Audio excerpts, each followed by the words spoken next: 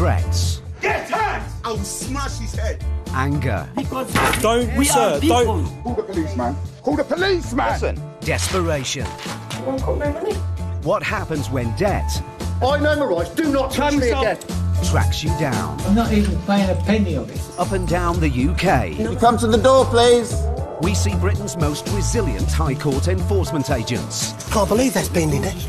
Dealing with every debtor's worst nightmare. Get over here!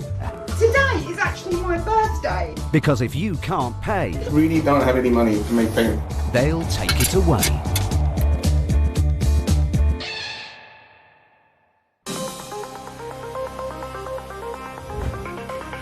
A leading insolvency firm reports that the number of businesses in the UK under financial pressure is increasing rapidly. Nearly 330,000 companies experienced financial distress during the second quarter of 2017, a 25% rise from the previous year.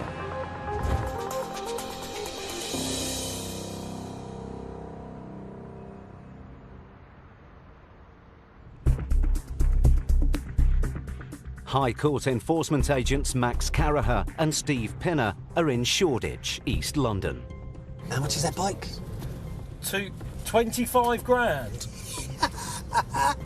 They're here to recover just over £7,000 owed by a restaurant owner for an unpaid gas bill. We are off to a restaurant. And we're looking to collect £7,250 and 19 pence. It seems that the owner of a restaurant at the heart of London's Curry district hasn't paid the full amount due for his gas bill for several months. I'll take it. Park here. Yeah. A county court judgment was awarded against him, but he failed to pay. Now Max and Steve are here at lunchtime to get payment in cash or goods today. Hello, miss. Can I speak to a manager, please? We're enforcement agents with a High Court writ. But the manager not here. Can you please Okay. wait a minute? Yeah, sure. It's too far. Can you do? Yeah, sure. My name's Max. I'm here with my colleague Steve Pinner. We've got a High Court writ for the restaurant. You haven't paid your energy bills, commercial gas. There's an outstanding balance of £7,250 and 19 pence, which we need to collect today. No, there's no agreement in place. That's why we've been sent round. We need to collect on the balance, or we are going to be enforcing this writ now. You can come within half an hour. Okay, I'll pass you back over. The debtor claims he's been paying off the debt by instalments and that he knows nothing about the High Court writ. But the agent's case notes say otherwise. It's definitely not paid. So there's no arrangements in place for them to pay money? Absolutely nothing. Otherwise, there is no notes here whatsoever. But just then, the debtor arrives. Hello, sir. My name is Max Caraher. I'm from DCBL. We've got a High Court writ. But they didn't say anything there, and no any letter. Well, that's the problem. with the greatest respect, sir, we wouldn't be sent here if there wasn't a problem. All we are sent round is to collect on the funds owed. If we can't collect it, we have to escalate the case, take goods. We don't want to do that. I just want to collect this money. Nothing to hide, because we pay up to date every month. We can show you how we can pay that money every month. Then we didn't know they apply for this code. Okay. They are not dissolved. The paperwork shows some payments have been made to the energy company, but not enough to stop them escalating the case to the High Court. Max makes his position clear. We've listened to you, okay, and I understand your position. However, I'm not here to question or debate it. We're commanded here by the High Court to either collect this money or goods. The ball is completely in your court. So what we have to do, I mean, I can't pay. So we either need to collect this money or we'll start removing this. I can't do it. Okay. You're not allowed to. My advice to you, sir, My advice to you is to go outside, please. No. My advice to you is to tell your customers to leave, because now we're going to call for trucks to remove, and I'm going to start with that now. You okay? can't. Sir, the paperwork we have gives us the authority to do what this gentleman says. He does. You can't touch in my business. You go Afraid we outside, can't. please. I don't want you to, because I couldn't do anything at the moment. Or you give me. You don't or ask. if you give me time. If you, just give me time. how long do you need? 7 days. Can't do that. We're here today. It has to be today. Not 7 days or 5 days. We can't. We don't have the authority. It's clear the debtor is unwilling to settle his debt today. So Max has no choice but to start an inventory of assets in the restaurant. Yeah, if you do chairs, tables, Yeah. I'll do the other notable assets. But the debtor has other ideas. You have to go outside. Don't tell me who. I'm not going You have to go outside. out. No, you have to go out. No, I'm not going outside. Then I have to call our staff. Sorry? Then we have to go our What do staff. you mean you have to call your staff? No, we have to go outside. Not going outside. No, you have to go outside. Not going outside. No way to do it. Okay. Don't touch it anything, right? Make a list and go. Don't touch it, please. Right. Get your Don't touch hands it. off of me. Don't touch it, Don't touch please. me. Don't touch it. Put up- Calm down. Lock that. Don't touch it, okay? And the rising tension hasn't gone unnoticed. Excuse me. Yes, sir. I'm a customer. Okay. And I'm not really disturbed. Okay. This is ridiculous. Take it up with the shop. Take it up with them, mate. No, I've walked into this restaurant Well. to eat, Okay. and you're disturbing me. Well- Speak to the manager. He has. It's nothing to do with us, Were you disturbing my food? mate. Can this I- isn't my argument with you. We have to No. come round. This is your argument with me. I'm You're not arguing with stopping you. me No. from enjoying my food. Sir. I want to eat my food. Eat your food. It's getting Right. cold. It is getting cold. Eat it. I'm running out Eat of it. my lunch Okay. hour. Go and But eat you're it. stopping me from eating. I'm not stopping We're not you. interfering You're with you stopping at all. me. No, I'm not You are stopping you. stopping me. Go and eat your Why food. did I'm you not go in stopping there? you. Carry on. Sorry? Why did you Carry go on. in there? Why did I go I in where? wanted Just something carry on. from there and Do you're it in with there. do it with Why? everything else. Don't shout at me. I'm not do that. shouting at Okay. you. Do it with everything Don't else. do that. What? Don't do what? Just Do step it what? up. Just step it Do up. what? Right. This Don't is do what? ridiculous. Okay. That's fine. We'll get the police here. With the situation escalating, Max calls the police. We're enforcement agents with a High Court writ, and we've got a situation that's spiralling out of control. There's irate customers getting in my face. This simple job has taken an unexpected turn. With the debtor refusing to pay and an angry customer obstructing them, Max and Steve are going to need all their experience to resolve this case.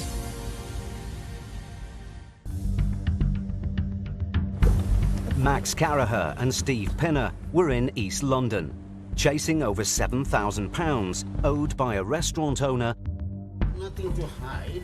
Because we pay up to date every month. I'm not here to question or debate it. We're commanded here by the High Court to either collect this money or goods. but the debtor refused to pay. Yeah, I mean, I can't pay. And when the agent started an inventory of assets to seize, Don't touch it. tempers started to fray. Do what? Just step Do away. what? So Max called the police. We've got a situation that's spiralling out of control. Now, 10 minutes after they were called, the police arrive. Me, I did, yes. So if you take a seat, we'll come to you in a minute. Just go away. Yeah, no problem. We're enforcement agents with a High Court writ. There it is. What do you want us to do? Prevent a breach of the peace. With the police present, the customer calms down, and the debtor now seems to want to negotiate with Steve. Where can I come with you quietly?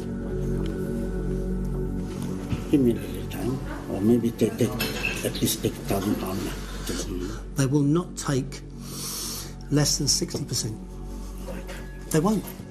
Please, because this is my big business, yeah? I understand that. Give me a little time. Okay, take £2,000. Maybe 60% because I have. You are a nice person to talk to, right? Do it. Whatever is the lowest you can do it, I will give. Sir, as much as you may be struggling, and I accept that, I know what they will say. The debtor is adamant he can't make the minimum down payment Steve has asked for. But then Max hears some interesting information. Steve, a customer just said that the weekends, every weekend, this place is rammed. Absolutely rammed. Busy even at lunchtime. When people tell me that they are adamant they're not going to pay, I know that this is going to be a real battle of wills. We are going to have to look for all the goods we need and get them ready to remove. There is a chance that we will have to get a van and load up all of their stuff. It could take an entire day because somebody is taking such a strong stance against us. The agents have now been in the restaurant for 2 hours. As the debtor has made no acceptable offer of payment, Max has no choice but to start the recovery process. The removal team are coming unless you pay the full balance. That adds on further fees. Hello, Mike. It's Max Please, here. don't talk, No, please, because- no, listen, I'm deadly serious. Listen to You me, said you're not going to pay it. I'm- Mike, I'm going to need removals because we're going to remove everything. Thanks, Mike. Cheers. The recovery vehicles are on their way. But now, with his business at serious risk, the debtor changes his mind. What can you do? There's no choice. I have to pay cash. Cash. 7,000? No, it's 8-3. Steve explains again that because the removal process has been initiated, extra fees have now been added to the original debt. When we walk in the door, and if you say yes to paying, it's 7,250. Because of all this, and we go around counting, it's now 8-3. You can just say 1,000. Then I pay that 7,000. Hold on. I'll get somewhere. I'll get it. The balance will still be liable. Please. No, not having that. Please. You understand? You're a good member. I I want to am. put another £1,000. They're coming. Please, Removals are coming. With the debtor not prepared to pay the full amount of his debt, the agents prepare for the arrival of the recovery truck. But then, the debtor makes an unexpected move and produces a bundle of cash. I don't know how much you have to count it over. They need to do it, yeah. After saying that he wouldn't pay the £8,000 he owes, he gives the agents the full amount in cash. Steve, you do 1,000. It's amazing how he has nothing. Absolutely amazing.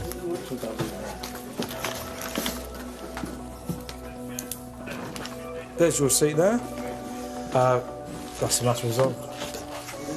Thanks ever so much for your time, guys. I do appreciate it. Goodbye. Keep straight. You take care, sir. Have a nice evening. After over 2 hours at the restaurant, the agent's perseverance has paid off. Thank you very much for all your help. No worries. Thank you very much. Take care. Thank you.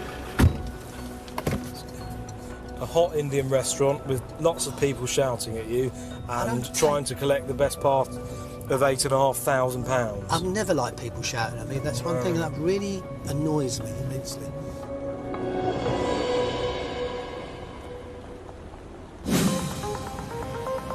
Over the first half of 2017, more than 50,000 county court judgments were issued against businesses in England and Wales. This marks a 27% increase since the previous year, with the average reaching almost £3,000.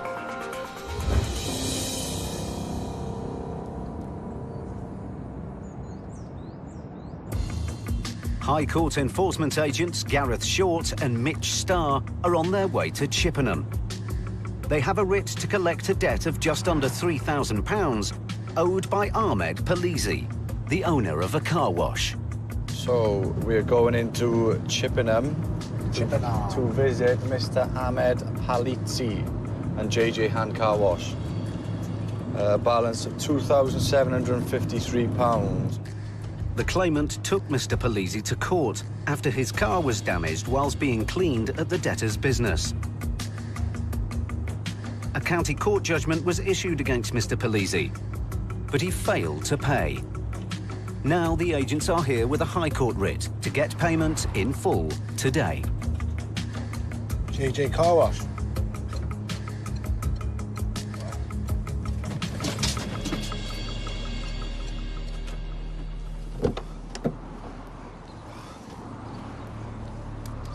Hi, boys. Like for Mr. Palisi. He's just gone. Do you want to ring him up, mate, and tell him to come back? Yeah, sure. He's just shot off. He's literally just gone, mate. I'll ring him up. Gabi, which one's his number? That might have been the wrong number, though. Surely you got the number for your boss, mate? I don't put his name on it, you know. Just in case, like. While the employee tries to find his boss's number, Mitch goes to check if anyone else can contact Mr. Palisi. you want to give him a call, boys? Looking for Ahmed, we are, mate. Couldn't tell you, unfortunately. I go and go him, man. You work here, though, do you? Yeah, man. So you work here and you don't have his number? It's a bit strange, isn't it? It's your boss. Somebody's got his number. He don't have number, nothing. Yeah, he hasn't got a number now, has he? Somebody's not adding up here, mate. I find it a bit special, boys, that you all work for him and you haven't got his number. Makes no sense. They always have an inkling if somebody's telling me the truth or not, or if they're hiding the truth. And that's when I'll start to drill down and find ways of getting the truth out of them. If that person's not the debtor, then it is obviously a lot harder. But then it's a bit of a cat and mouse game, to be honest with you. With no one seemingly able to contact Mr. Polisi, the agent's only option is to remove goods from the business in his absence. We look to see his move assets from his address, yeah? So the only thing that's going to stop all this happening, right, is for you or somebody here to get Ahmed on the phone and get him to come down here, OK? Realising the seriousness of the situation, the employee tries again to reach his boss one more time. Yeah. Ahmed, High Court Enforcement Agents. Okay. I'll give you 5 minutes to come back here, right? Or we're going to seize all assets here. Okay, no problem. I'm coming back. We'll give you till 25 past. No problem. See you, mate. Whilst the agents wait for Mr. Polisi to arrive, they take a look around to see if there are any assets worth seizing. But there's little here of any value. When do you give him to? Till that past? 25 past. You've got 3 minutes. But then, Mr. Polisi arrives. Here he is. Mr. Ahmed. Perfect. High Court Enforcement Agents. Here to execute a High Court writ against you, unfortunately. For what? Mercedes ring a bell? Damaging his roof? He's right. OK. Well, unfortunately, he's gone to the county court. Right. CCJ, so a county court judgment has been issued against you. They then transferred to the High Court. So you're now in possession of a High Court writ, which empowers us to remove assets from you unless the debt is paid. Where we stand at the moment, you owe this money, OK? So at the moment, it's £2,753. So, when is court? OK. So when so I go to court? It's been to court, mate. Went to the county court and I've not received any letter. I've not received any letter. OK. All right. They've been sent, yes. You've had numerous letters from the county court with regards to the CCJ has been issued against you. Yeah. All right. OK, no problem. Just send it for me letter till I'm there. You know what's going on. Letters been sent, mate. You've chosen to ignore them, right? See, this is first not my business. I've got the proof for this one. Show me the proof, then. Yeah, I've got the proof, yeah. Mr. Polisi now claims that he doesn't own the car wash, but the case notes say otherwise. Can you come in inside? Of course we can. Open the car wash. Open the car wash, please. Once inside, Mr. Polisi does a U-turn and now seems to want to cooperate. I give you £1,000 today. Can't accept £1,000, mate. It needs to be the full balance, OK? I have to be borrowed somewhere, okay? OK, I good. can't be straight away. Mr. Polisi gets a colleague of his, Hassan, on the line. Jak Hassan Can, باشی براقم. سعرش کاوله و پیشتگی ندیدی با محکمه. والله ساله به پارگه فول بی پارگه فول نی دیره پیو داخل. باش تی که زاده حال نیاد پارگه هم بری و بابرون. 2753 پاون و 68 پیز. Jak Hassan Can. ئەسا و پارەیە یانە من بە دوای بۆشیەکەم بڕۆ پارەم لە تۆ ناوێ کاکە خۆم قەرزەکەم لە تۆم ناوە مەرحەباشی ناکەم بە هەموو تەمەنم خوا حافیزی بێ. There's no offer of help from Hassan, but Mr. Polisi now seems determined to fully cooperate. Just 2 seconds, I'm calling everyone. Russ, right now, cash, I'm giving you. You're going to pay, mate, do you? Yes, I'm going to pay for you guys. OK. Mr. Polisi calls another of his contacts. والله يفريام تو. هذا بچاكي بخرابي بهموش قربوا بوغمو. والله يقدر ولا من اجل وزارة الصيام بيتي من حتى حوبش ممنون بس شو ساعتيش بارقه ديمو.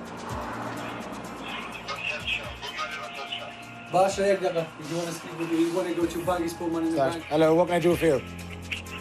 Could you give me your bank detail? I will send you the money to your bank. Yeah, how long will that be, sir? 20 minutes? My friend, just send me your bank detail to this number.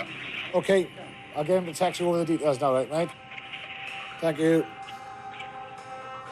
Mr. Polisi's contact has agreed to make a payment of £1,500, but there's still just over £1,200 outstanding. Gareth turns up the pressure. It's not in our account by past. What time is it? It's now 10 past. We are going to remove assets from you, eh? Okay. The deadline is set. Mr. Polisi goes off to raise the rest of the cash. And all the agents can do now is wait. A large part of my job is working on gut instinct. And whenever somebody tells me they're going to get the money, if I got a negative gut instinct, then I won't let them do it. But if I can see they're being genuine and honest with me and they actually do want to pay their debt, I'll give them that one chance. If they take that one chance and pay, then perfect. Just as the time limit expires... Here he is. 31. Mr. Polisi returns. Hi, mate. We got the money on you? Yeah. He's been able to raise the balance of the money he owes in cash. Thanks, buddy. You're a gentleman. I'm going to promise to you guys, yeah, I'm paid. Just then, his friend sends confirmation that he's paid the £1,500 he promised. Now we're talking. It's all in, buddy. There's your receipt for the £1,200. Do you want a copy of the High Court writ? Yeah, please. Because I'm going to take them back to your High Court for myself. Maybe you guys, I send you back and bring them money for me. Thanks, mate. You're welcome. I'm not blaming you guys. I'm blaming this guy when he's trying to... He's put me to this position. Take it easy, my friend. See you, buddy. Thanks, guys. It's been a good result for the agents. That job could have been so much easier. So much easier. Yeah, he's a result for us again, but I'm happy with that.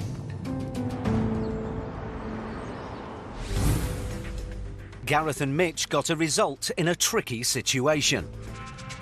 But in Max and Steve's next case... You going to come and answer the door?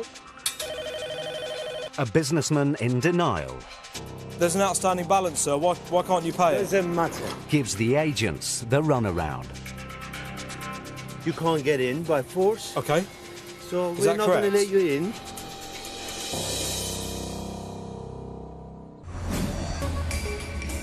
Recent research from a leading financial institution has shown that more than half of all self-employed people in the UK are seriously worried about their finances. Nearly 1 in 5 earn less than £500 a month, while almost 2/3 report extended periods when they're not earning.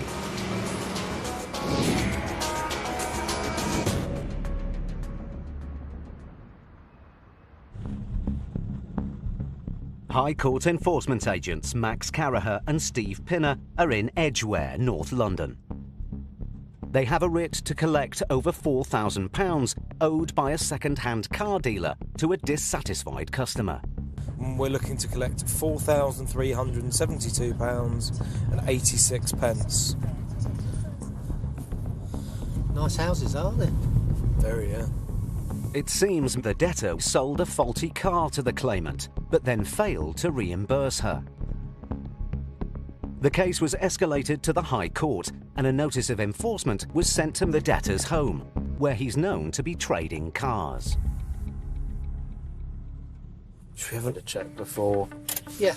Before we do it? Before they go and speak to the debtor, the agents do a quick search on his website to see whether he has any current stock they could use as leverage. 6 cars listed. Beamers, Audis. Let's go see. Let's give him a knock.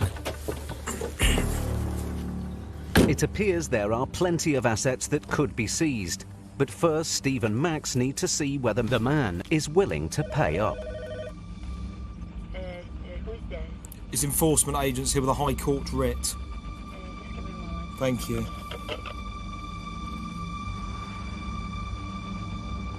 He's on the phone telling him you better come home.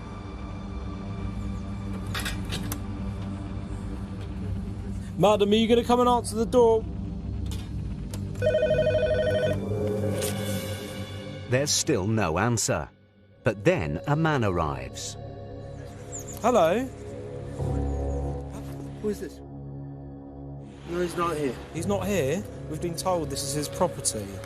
Yeah, whatever it is. Yes. We have a High Court writ, sir. Is that yourself? No. Okay, then I can't show you this paperwork. Well, she's not going to let you in, so nice to meet you. So you are... Nice to meet you. Okay. We're not leaving, sir. Well, stay here as long as you want. You can't get in by force. Okay. So Is we're that not going to correct? let you in. Okay. And I know everything about it. So you Okay. can leave, okay? We're not going to leave. Stay here. I'm going to stay here. Stay here. Okay. It's clear that the man is the debtor the agents are looking for. Are you going to deal with this, or are you just going to run away from it? I'm going to be around, but I'm not going to let you in. There's an outstanding balance, sir. Why can't you pay It it? doesn't matter. It doesn't matter? No. It's between me and them, okay? It's not, unfortunately. The High Court's involved now. Oh, man, I'm Yes. not going to let you in. Yeah? I know everything about it. Is there any way you can make the payment? No. We're going round in circles here, okay? I'm sorry, I don't want to be nasty, but that's what... You got 6 cars listed. I'm going to find the cars. The cars are all sold. Nice to meet you. I'm going to find the cars and take them. I'll find them. Sorry, man. When a debtor looks at me in the eye and refuses to pay, I don't have any respect for them, particularly if they're almost laughing and joking about it. And this is how to make me think outside the box and really go that extra mile. I've got a point to prove. With the debtor adamant he won't pay, the agent's only option is to seize his stock. We need to find those assets, don't we? Knowing that he trades from his house, the agents suspect his stock is parked nearby. Max copies down details of the cars listed for sale on his website, and the agents set off to find them. We're on the lookout for basically silver and black BMs and Audis. White one? White, yeah. We haven't got any white. Then Steve spots an Audi. It's an Audi, isn't it? That's it. That's a vehicle listed on their website. Okay. Yeah. Clamp it? Clamp it immediately, yeah. Max goes to clamp the vehicle. Told him I'd find his cars. And goes to check how much the man is selling it for on his website. See how much he wants for the Audi. £4,000. Doesn't quite cover it. Doesn't quite cover it. Certainly take a big chunk out of it, yeah. The agents now have a valuable asset they can seize.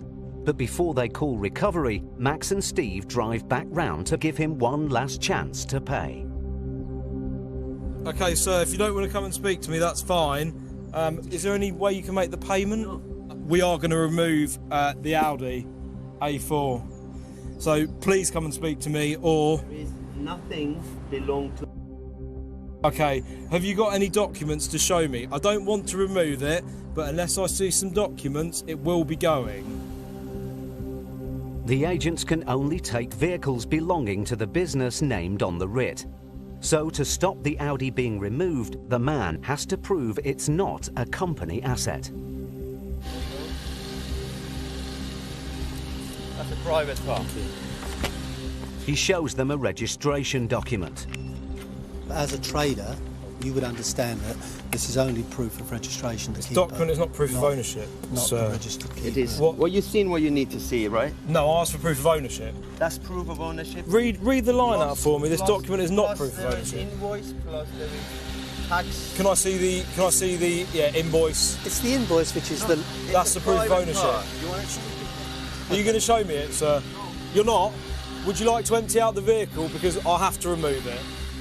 I don't want to, but you're forcing my hand. I'll do an HPI. Yeah. With the debtor refusing to show them any evidence that the Audi doesn't belong to his company, Max calls the office for a vehicle check to see whether the car is free of finance. Hi, Helen. Can I get an HPI on the following vehicle, please? Yeah. Okay, I've got an Audi A4 S-Line, free of finance. Yep. Roughly around 1,500. 1,500? Wow. It seems the Audi is worth a lot less than the £4,000 the man was selling it for. But as it's the only vehicle the agents have been able to find, Max requests a recovery truck. He won't show me any proof of ownership. We've got that vehicle seized at the moment. can we look at removing that vehicle, please? Yeah, I'll get on that now. Thanks very much.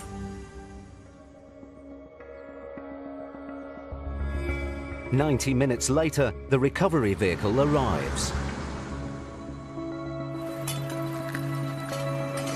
The Audi will be sold at public auction, but as it's worth less than a quarter of what the debtor owes, the agents will be back.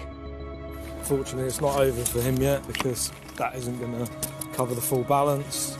We'll keep coming back and finding his vehicles. Slowly, one by one. Yeah.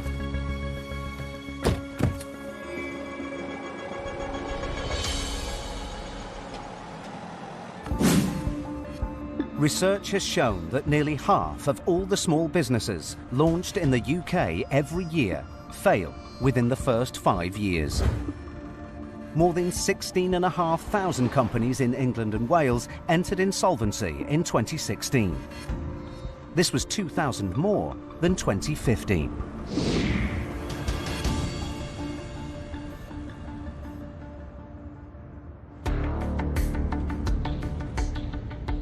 High Court enforcement agents Stuart McCracken and Elmore Victor are in Failsworth, Manchester, to recover nearly £5,000 owed by a blinds and shutters supplier to a dissatisfied customer. Sun's out, and you've dragged me out. To Manchester. Why? A business. And we're going for an outstanding balance today of £4,940. On arrival, the shop appears to be closed. Is there anyone inside? No, it's in darkness. The agents look for another way in. This is a side entrance. But this door is also locked. Stuart phones the owner. Hello there, my name's Mr McCracken. I'm a High Court enforcement agent. We're here to collect a balance of £4,940. Yeah, well, that's not going to happen, So, what's going to happen now is I'm going to get a locksmith, okay, and then we're going to force entry into the property to collect goods in receipt of the value of, okay? So there isn't anything in there of that money. It's been transferred to the High Court now, okay, so it's out of the I don't court's understand hands. what you're talking about, mate. As the debtor won't talk to Stuart, Vic calls her straight back. My name is Mr. Victor. I work with Mr. McCracken, the High Court enforcement agent. Okay, but who else runs the shop if you're not here? Nobody. I can't afford to pay my bills. I've had loads of people not paying me. You give me 2 minutes to let me ring you back then, so I'm composing myself, because at the moment I'm crying. Oh, the shutter's gone down. Who's closing your shop's shutter? As we speak, someone is closing your shop's shutter. You've just told me you've got no staff. I haven't got any staff. So who's closing the shutter? You know what? I'll see you in a minute. Yeah, okay. We'll see you in a minute. Yeah. Well, that's good. Moments later, the shutters open again. Back again. Oh, here we go. There we go. Has to remain open though. There's someone inside the shop. Can't hear you, mate. I can't hear you. Hey mate, you alright? You sure on the way down? Yeah. Yeah, brilliant. Do you know how long she'll be?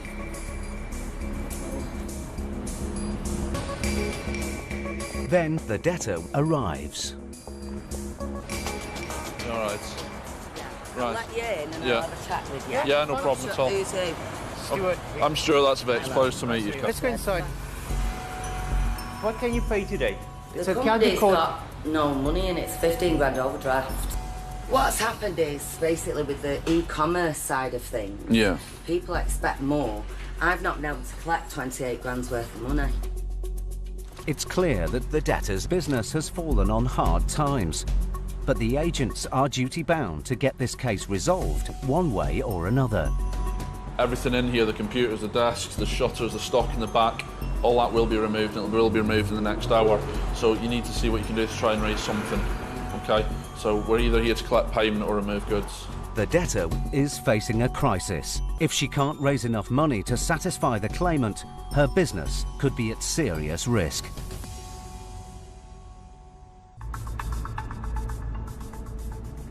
Stuart McCracken and Elmore Victor were in Failsworth, Manchester, to collect almost £5,000 from a company supplying blinds and shutters. Is there anyone inside? No, it's in darkness. At first, the shop owner wouldn't cooperate. I don't understand what you're talking about, mate. And when she arrived, she claimed she couldn't pay.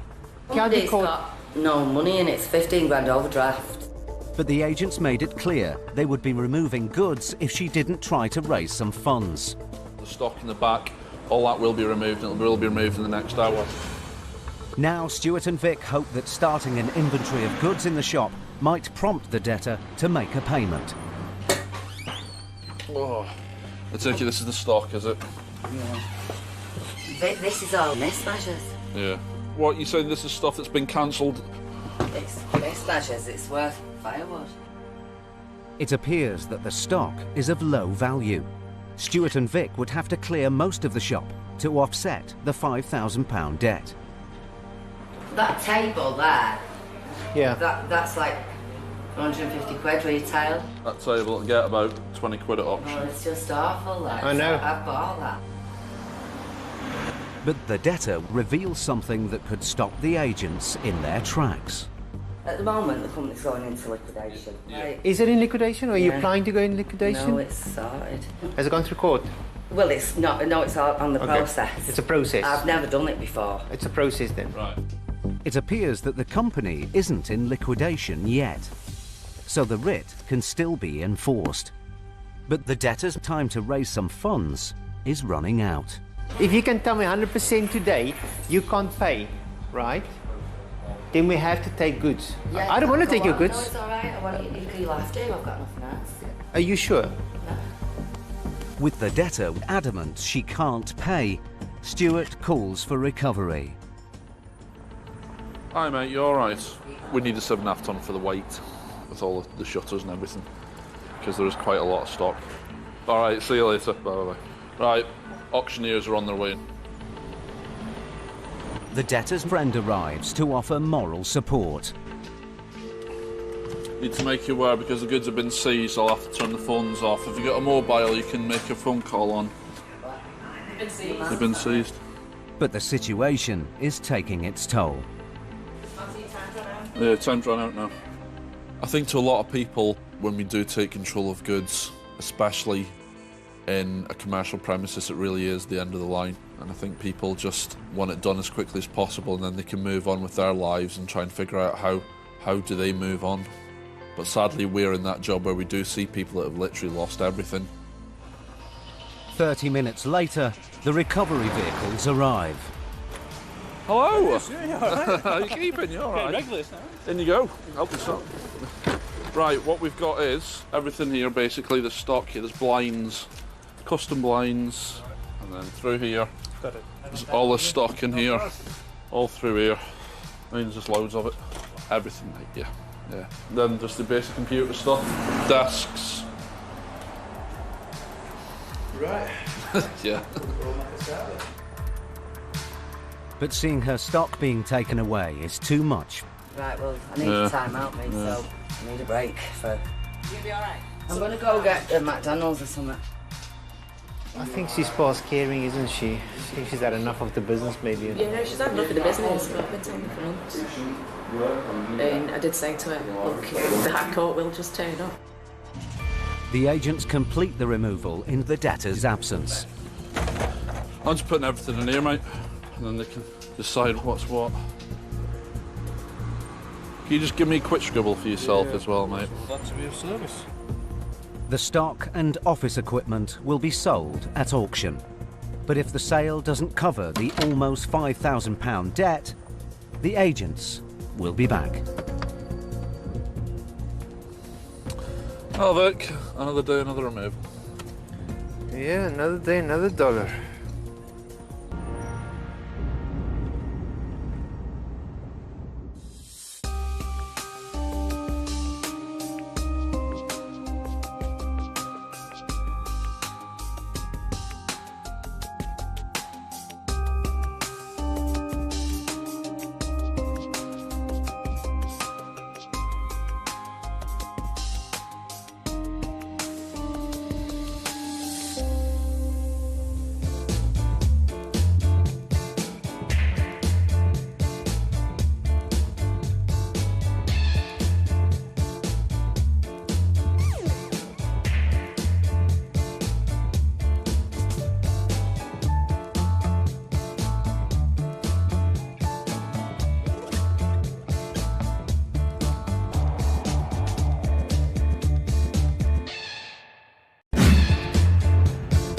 Threats.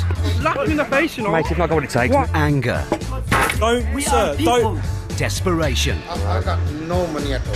What happens when debt No, do you leave me to lose my temper? tracks you down? I'm not even paying a penny of it. Up and down the UK. No, I didn't ask you to come in. We see Britain's most resilient High Court enforcement agents. Can't believe that's pending. Dealing with every debtor's worst nightmare. I don't have any documentation. Okay, then we'll go. Because if you can't pay, I got 80 quid in my pocket. It's not going to be enough, is it? they'll take it away.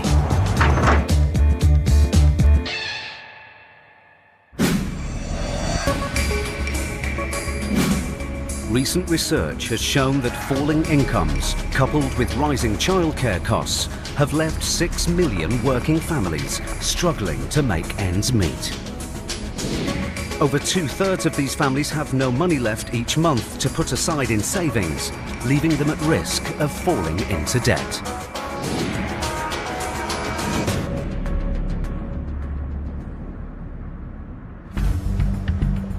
High Court enforcement agents Gary Ball and Matt Highway are in Great Bar, Birmingham.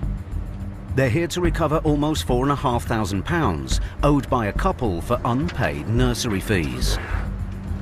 Who's next on the hit list then, mate? Next on the list, mate, we've got a Mr. Wesley Regis and Miss Cyrena Cooper, and they owe just over £4,000 to Children's Nursery. It seems that Mr. Regis and Miss Cooper used to pay for their childcare regularly, but the couple have now fallen behind with their payments. That's another one of the most popular debts of the time. One a day so far, isn't it? Nursery fees. Yeah. The nursery escalated the case to the High Court, and now the debtors must pay the money they owe in full today.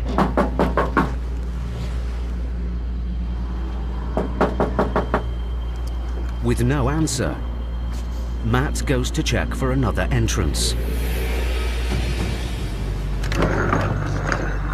Finding the back door open, he makes peaceful entry. Hello? Hello there. How are you? Do you want to answer the front door, mate? My colleague wants to speak to you. Yeah, can I just shut this? No, that's fine. He's at the front door, he wants to speak to you. We're High Court enforcement agents. Okay, can I just shut this door then? There you go. Yeah, but no, Okay. but can I shut this door, please? You can, yeah, I'll come in and you can shut it. No, I didn't ask you to come in. There you go, you don't need to ask me, sweet. Okay, can All you right. go to the front door then? Do you want to answer the front door? My colleague's yeah, there. I'm on my own, so I feel vulnerable right now. You're very safe, believe me. Okay. Hello. Morning, madam. You alright? Yeah. Miss Cooper, is it? Yeah. So, Miss Cooper, yeah, that's Matthew, I'm Gary.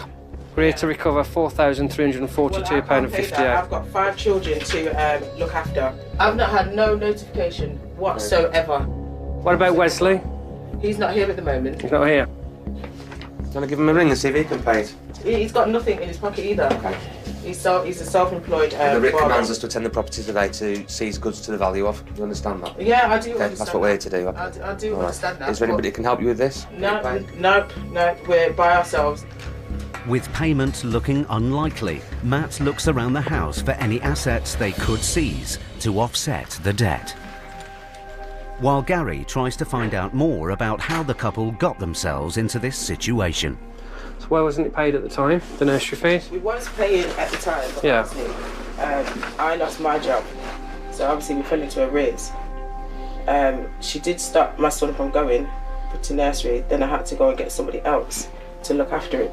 So obviously, you know, money's just didn't. Just for the one child, was it? Yeah. There's nothing that I can do. I'm telling you now, I'm bracing myself. I do work, but there is nobody. What about Wesley? Anybody else to ask? There is nobody. There is nobody. We meet people on a daily basis who are struggling, you know, just to put a meal inside the bellies every day. We do feel for them, but on the other hand, you know, we are working for a person who's owed an amount of money. The agents have now been in the house for 20 minutes when Serena's partner, Wesley, arrives. Come on, Wesley, come have a chat, mate. And he wants answers. How did you get round the back and come through the back door? They pushed the gate. I opened the gate and walked in through the back door. They pushed it. Right?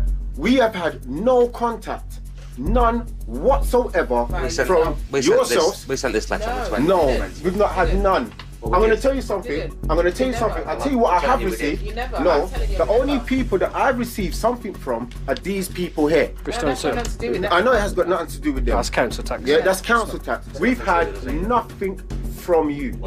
Nothing. The letter has been sent. We've not had no letters, nothing. You need to have a chat with I'm your going to phone postman then, the or Royal Mail. Despite the fact that notice has been sent from the claimant, the county court and the High Court Enforcement Company, Wesley won't accept the authority of the agents and calls the police. Yeah, I do owe money, but not to these people. They've sent stuff and there's nothing been sent, and right now it might get physical. No, it's not going to get physical. Wesley, let's not start that. Don't say that. Don't say that. Threats, shouting, dancing up and down, all that sort of ritual dance, it doesn't bother me one bit. We've seen it every day of the week. It isn't going to change anything. It just makes things harder for the defendant. We're not going to say, well, because you've raised your voice or called me a name, we're going to go away. That's never going to happen. So it's just pointless. 10 minutes later, the police arrive. I'll tell you what the problem is, officer. What's going on? These lot are supposed to have supplied us a letter to try and say there's going to notice for intent enforcement. We've not received no correspondence. With Wesley insisting he hasn't received notification of the enforcement, Matt tries to break the stalemate and looks through a pile of paperwork. Want to give that back, Wesley? And now I've got people going through my... Excuse me, don't go through my stuff. Please. Seriously, I don't want you to get arrested, so please just stop. Listen, you know what's happened, really and truly? The woman that owns the nursery, right, has also applied their fees on top of the thing there, so she's just adding more money on it. The original debt is only £1,600. Right. So how it's reached to £4,000, it's just her adding more, adding more, adding more. Wesley, bring it down a minute. No, I'm not. I'm not shouting at you, am I? I'm going to be like this because it's my freaking Right, life, mate. you carry on what like the hell this, do you think? or You're asking me to calm down, right? And the whole point where I'm getting cheesed off about, you're asking for money, and I told you can't raise You can that. get it. How much time do you have to hear it? You can get as cheesed off as you like. No, do you need me to lose my temper? Well, you're going to get arrested then, aren't you? You're going to get arrested then, aren't you? Right, no, exactly. No, but he's irate. In other words, there, if you want me to bring it down, I will bring it down. I will bring it down. But could you ask him not to ask me no fucking stupid questions? The agents are now faced with a debtor who is losing control. With Wesley at risk of arrest, Matt and Gary will have to use all their tenacity to get this case resolved.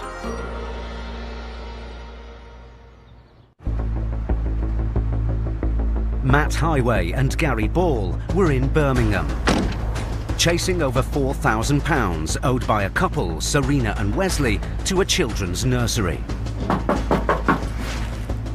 Matt made peaceful entry through the back door. I don't know, I didn't ask you to come in. There you go, you don't need to ask me to.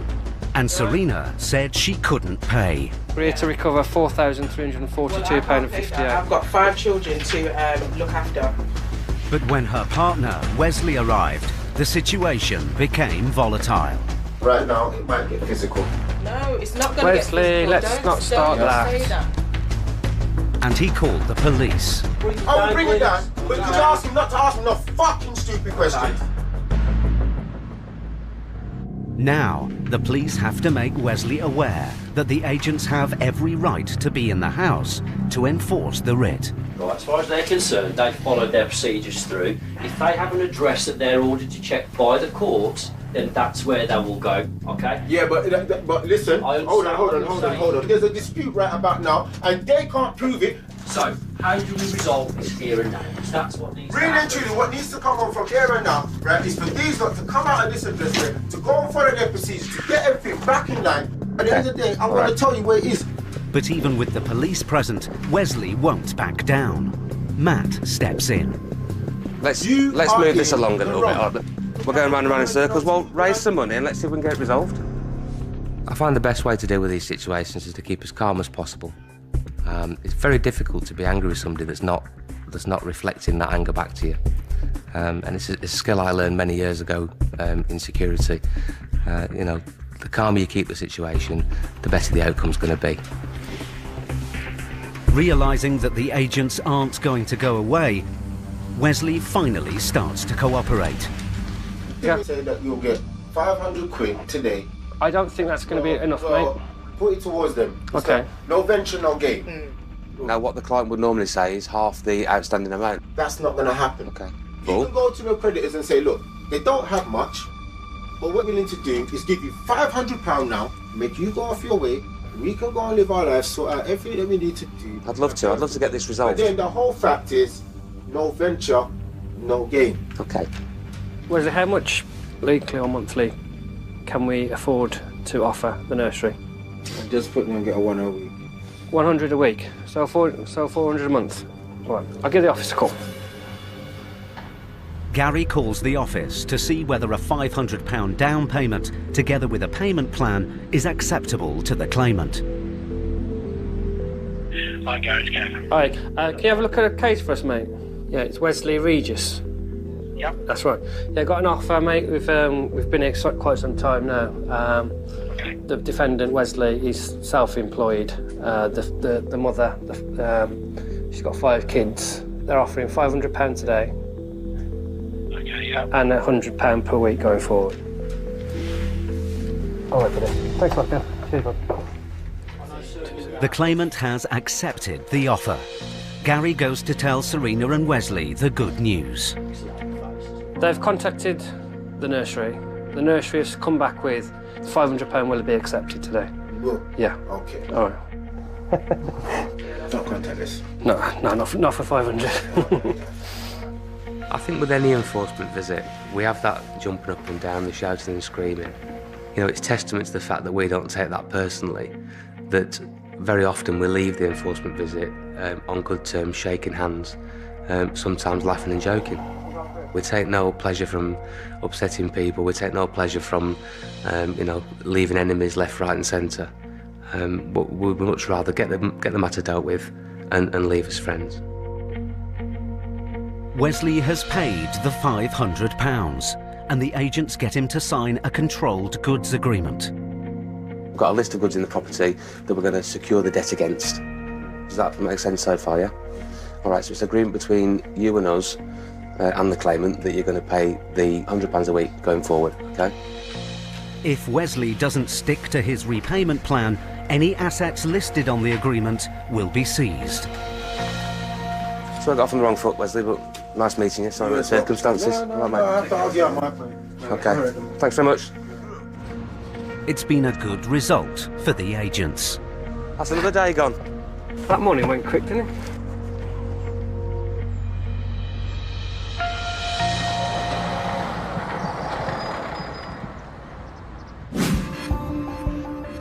In the UK, adults aged under 35 are coming under increasing financial pressure.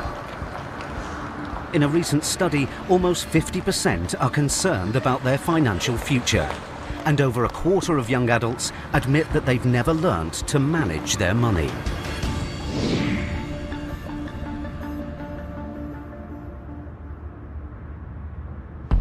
"6 a.m. High Court enforcement agents Stuart McCracken and Elmore Victor are in Droylsden, Manchester. Beautiful day. They're on their way to recover a debt of just over £1,500, owed by Katie Allen for unpaid parking fines. Can you enlighten me on where we're going? We are going to visit a Miss Katie Allen.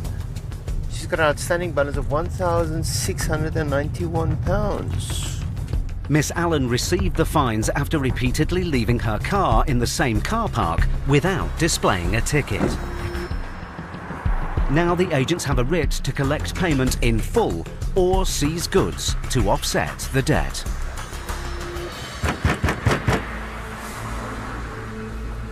Hello?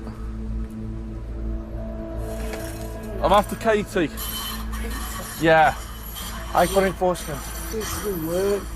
Right, are you able to get her on the phone? Are you able to go up? Starts at 7:30. Right, okay. Katie! Katie! Where is she? She's just left for work, honestly. Right. Can't tell me about it. No, we need to speak to her. So you need to try and get her on the phone. Someone needs to ring her. Miss Allen received the fines after repeatedly leaving her car in the same car park without displaying a ticket. Go upstairs and get dressed if you want. It's not a problem. We'll go in. We'll go in there. Here you go.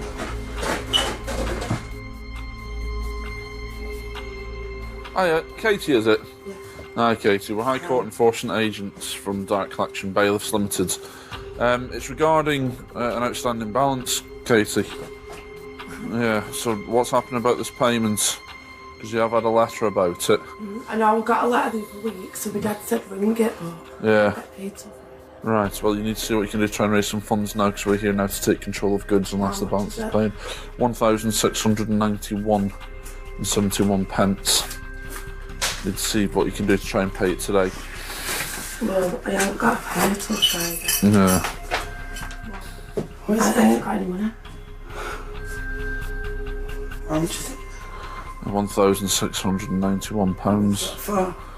It's Parking. Looks like parking. Yeah, parking. Parking fines. For God's sake. It's clear that Katie's mother was unaware of her daughter's situation. Stuart tries to find out more about how the debt arose. Where's the parking from? Just outside where we used to work. Yeah. We used to go out on a Friday, but there was no option to pay after 12. Yeah. Just go every Saturday morning and have to take it. Yeah. No. There's now what you can do when I've got no money to pay it, is there?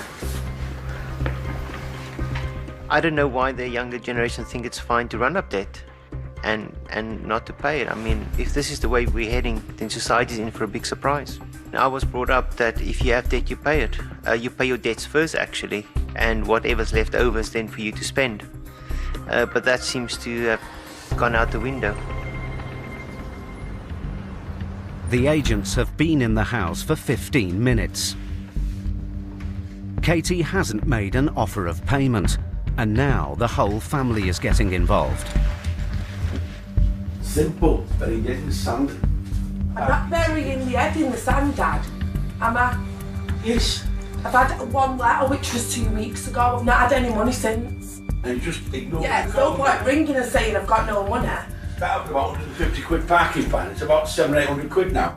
There's nothing I can do about it. What do you clear when you take home? What do I? What do you take home I take about just under 1,200 home, but I've got direct debit. Plus, you know everybody. Don't owe everybody at all. Why do I? Your own dad. Apart from you used to. I've got no dosh. I never did. What can I do about it, Dad? I can't magic money. It's not nice doing this. I know it's not, Mum. I don't even know what to say. I don't owe one penny me in my life. Ever. Well, look at you. It's not looking at me. It's 2 parking fines. And it's got to this amount of money. It's not 2 parking. Well, how many is it? A couple of 3. parking tickets. 3 parking tickets. 4. Maybe 5. 1,600. Is that what it is now? Yeah. I think the biggest problem with debt is it doesn't care about your family, it doesn't care about you, it doesn't care the situation you got yourself into. It can bring families together, it can rip families apart, but we are there to make them realise that it's either now or never. They need to either raise payment or we'll have to take control of goods. With tensions growing in the family, Stuart needs to get this case resolved as quickly as possible. He turns his attention to Katie's car. Well, the vehicle will be seized, you see, so we'll have to take control of that as well. Have you got the keys for it? Yeah. Yeah, are we able to, can we take control of them, wherever they are? No, I don't. Reading pennies. I'll be honest, we're seeing it quite a lot at the moment. Oh, a penny to me. Yeah. No, All comes out of the bank. Every month. Yeah. Different generation, isn't it? That's the thing. Whereabouts is it? Is it on the front? Just want me to get to work now. Stuart goes out to check over Katie's car. I didn't expect her to give me the keys so easily, but why would you ignore a parking debt? She knows about this debt. She's ignored it. That's why we're here. She should have nipped it in the bud instead of ignoring it until we come on the door today. But that's how people deal with it, isn't it? They try and like hold their heads in the sand, and then when it comes face to face with them, they just can't deal with it. 110,000 miles. At auction, the car would cover about a quarter of the £1,500 Katie owes. But the prospect of seeing her daughter lose her car has prompted Katie's mum to act. I'll give you some. I can only give you my bill money that's coming out at the beginning of the month. How much could you, realistically, could you get today? About 800. You better pay her back if she puts any money up. Mum, Dad, she knows I'll pay it back, or she won't be offering to pay it. Katie's mother has offered half the debt as a down payment. But the agents need to set up a payment plan to settle the balance. It'll have to be £300 a month. £300 a month? Yeah. Can you do that? Well, I'll have to do that then. Yeah. Katie now has 3 months to pay off the balance. But if she defaults, her car is at risk. What we'll do is we'll secure the goods so you can still keep your car and everything like that. But in 3 months, if it's not clear, then we will have to come back and we will remove it. Katie's mother makes the £800 down payment. There's your keys back anyway. At least it gets you to work and everything like that. But now, with most of Katie's wages going toward paying off the debt, she may have to reassess her future. But going to Portugal in June and I'm going to have no spending money now. No. £300 a month. Right. Alright guys, we'll leave you to it anyway. Thank you. Thank you. See you later, mate. Take it easy.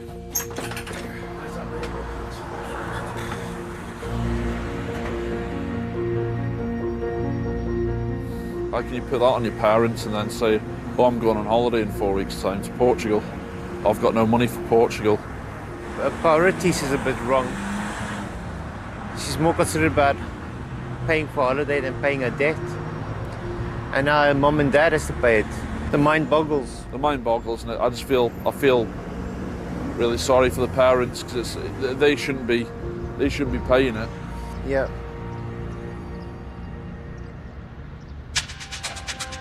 Stuart and Vic have had to deal with a stressful family feud. But in Gary and Matt's next case, they meet an obstructive debtor. Oh, you can't touch it as well. I can't touch anything in here. Who'll do anything to avoid paying up. Can you? I'm not owning the business. Oh, okay. Do you think we were born yesterday?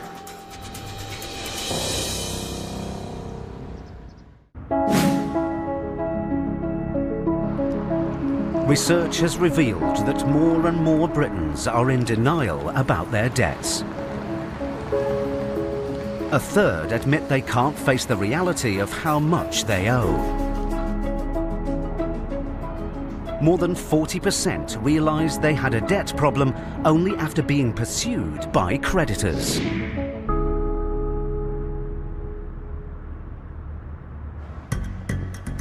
It's 8:30 p.m. High Court enforcement agents Matt Highway and Gary Ball are in Dudley, West Midlands, seeking to recover £1,600 owed to a car hire company.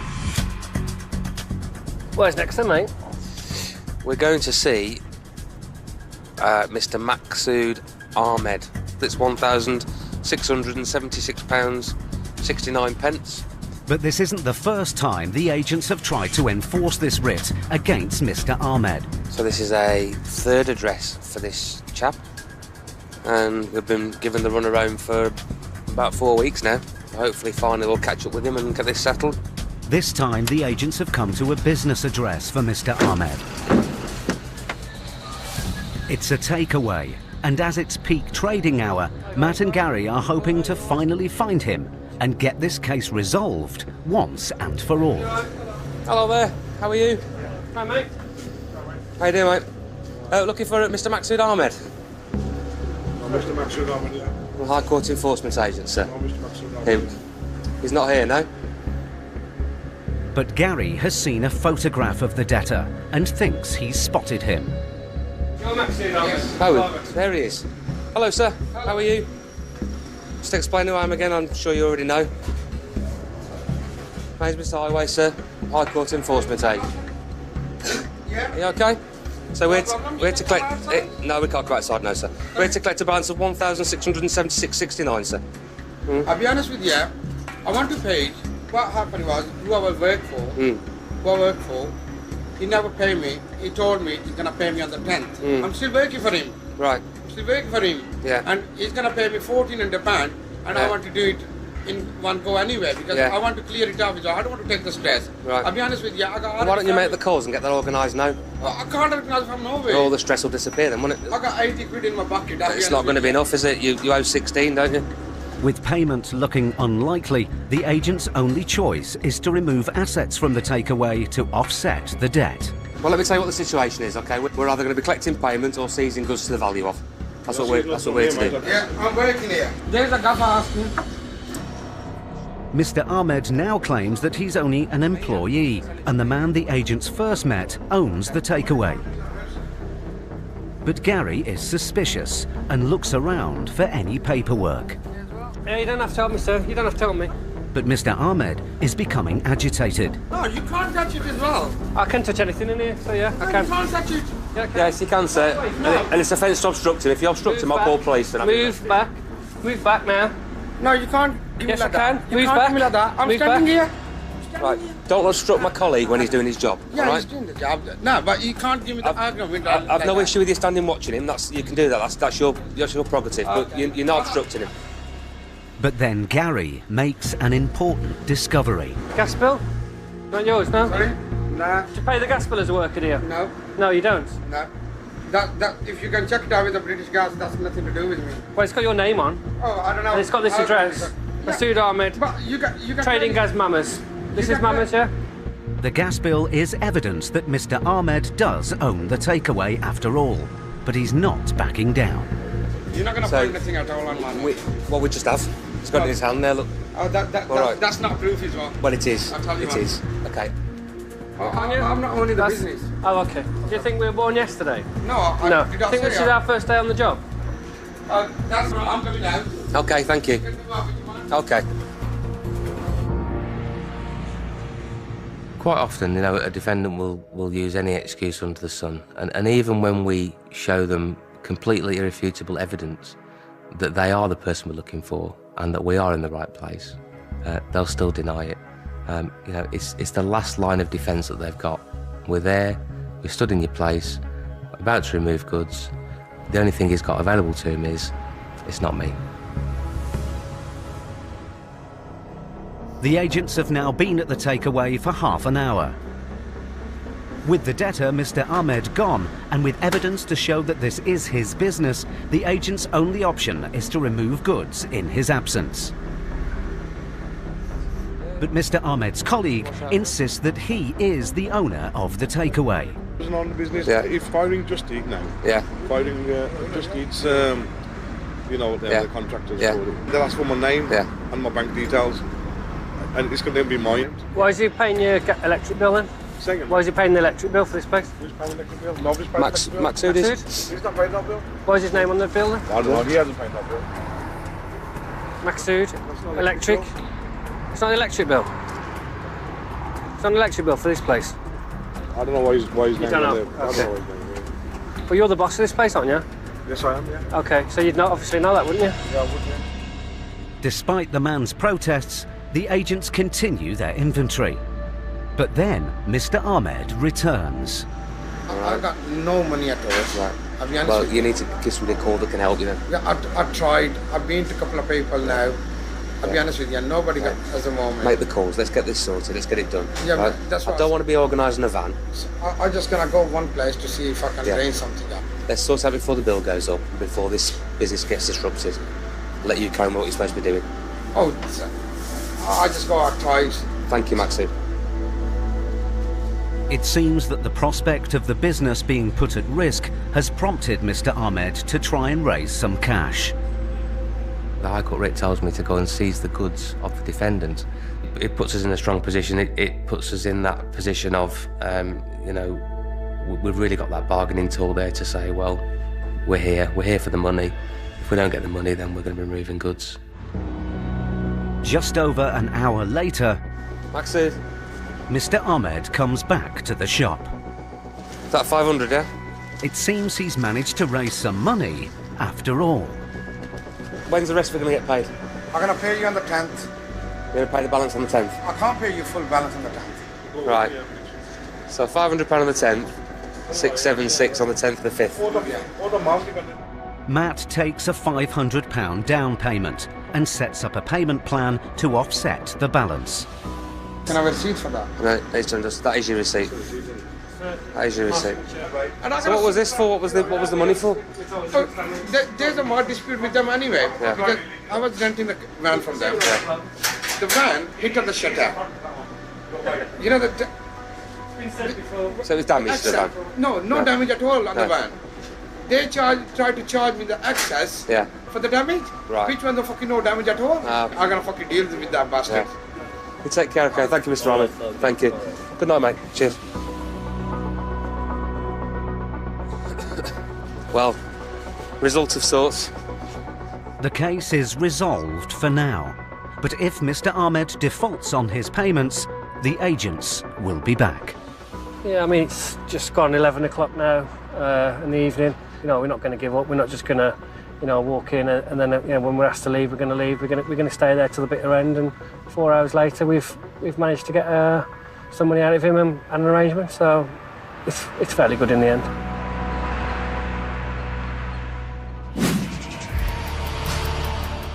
The number of self-employed workers in the UK has risen by almost a quarter since 2008 and now stands at nearly 4.8 million. However, research has shown that over half of self-employed people owe, on average, 35% more in personal debt than those who are in full-time employment.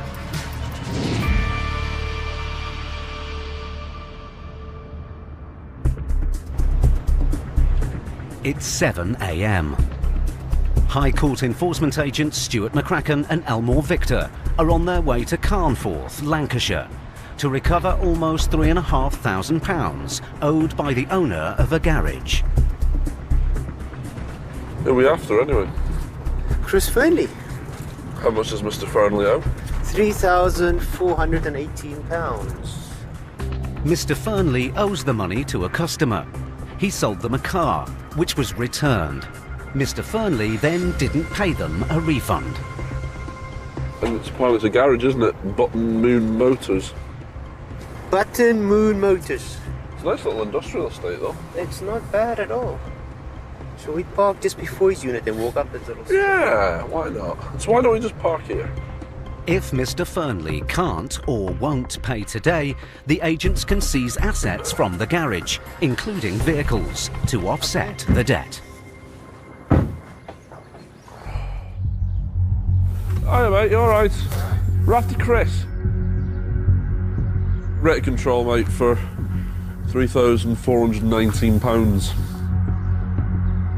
Supposed to let people know when you were coming. Yeah, we have. Send notices. Yeah, a letter's been sent, or else we wouldn't be here, you see. No letters come in. Right, okay. Well, it doesn't change the situation that we're here today. The payment has to be made. Chris, we're here to remove goods. Simple as that, really. Taking 500 quid on me and that's it. It's going to have to be more than that, mate. We can obviously give you some time, like, to raise some funds. Debit card or bank transfer would be the options. Or cash. Small place, that's £2.5 this morning. If you'd have said something to me. Yeah, well, I've been here paying my bills and get that... Well, you haven't paid this bill, so that's why we're here now. Mr. Fernley's £500 offer is not enough, so Vic sets a deadline. We can give you 20 minutes if you want to ring around, see if someone can help you. I don't have any best mates round here. They don't have to be around here. Someone can make a payment over the phone. No, I don't know anybody else. Okay. With Mr. Fernley seemingly unable to increase his £500 offer, Stuart turns his attention to the white Astra parked outside. What about the vehicle? Wait, That's customers that put that for MOT this morning. Have you? Right, okay. Have you any documentation for it? I've none, no. So, Customers seem pretty fair. But Stuart is suspicious. He goes to search the car.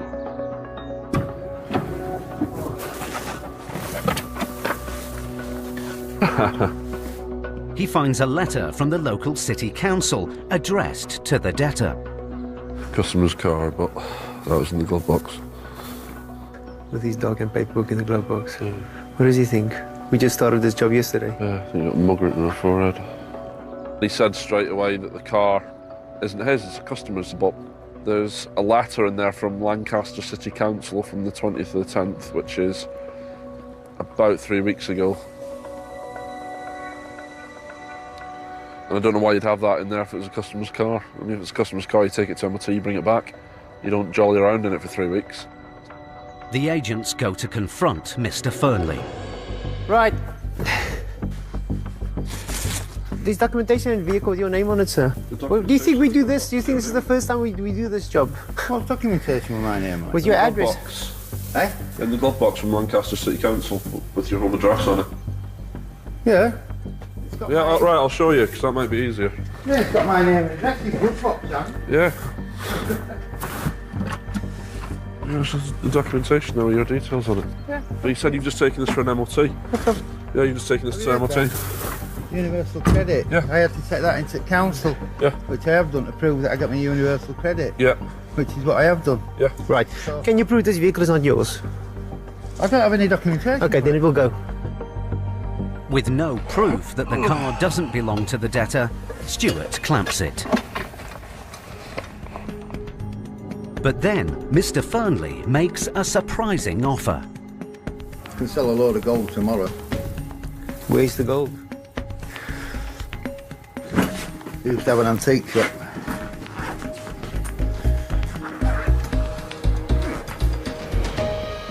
The case has taken an unexpected turn.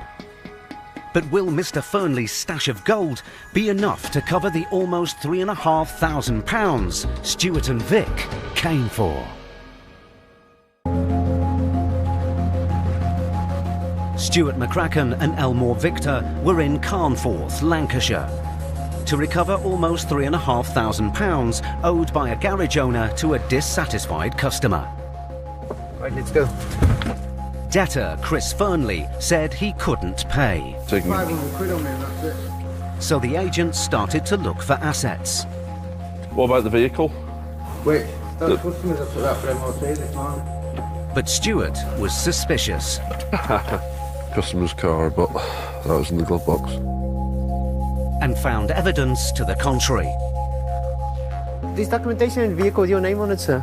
Well, do you think we do this? Do you think this is the first time we do this job? What's documentation with my name on it? With In your the glove address? box. Stuart clamped the car. But then Mr. Fernley surprised the agents. I can sell a load of gold tomorrow. Where's the gold?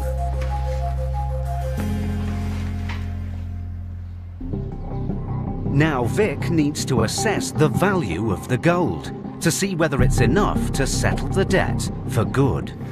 Sovereigns. They do $2.90 a piece. 290 a piece.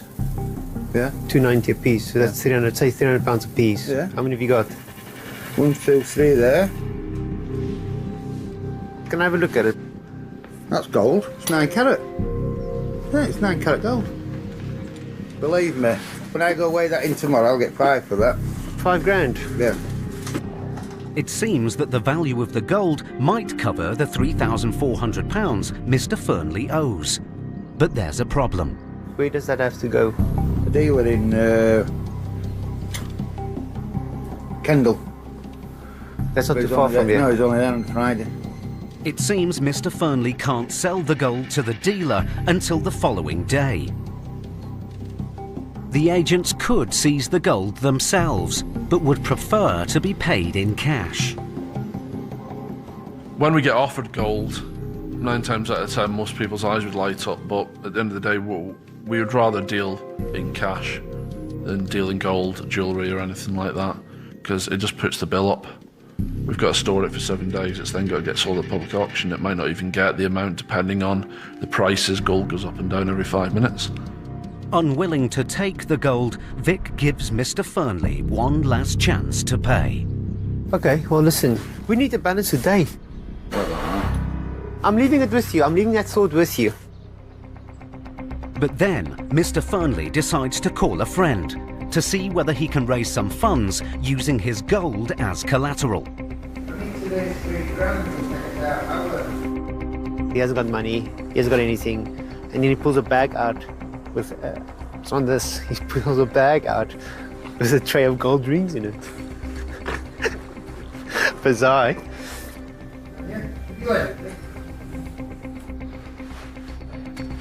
What's happening? Get it. Is it cash? Yeah. Cash? Cash. Okay. Mr. Fernley's friend has offered to pay the almost £3,500 he owes today. But he needs to leave the garage to go and collect it. Do you know how long roughly you'll be, mate? Just so... We half an hour there, half an hour back. No, if you want to follow me. We can wait here. It's not going to be long. Let's go 10 to 12, see it back by 1 o'clock. Oh, we'll see you in an hour. Mr. Fernley has left the gold in his office as security. But with the agents not knowing its true value at auction, they decide to trust their professional instincts. It's very hard to trust a defendant when they say, look, I'm leaving now and I'll be back shortly.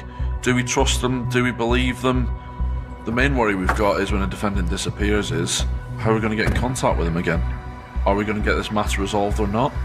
How are we going to get this issue resolved if they don't come back? I'll wait here and keep warm. 90 minutes later, Mr. Fernley still hasn't returned to the garage. Vic gets him on the phone. Mr. Fernley? Yes, are you on your way back?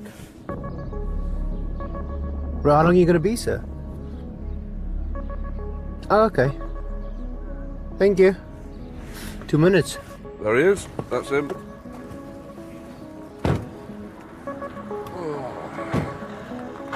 Oh.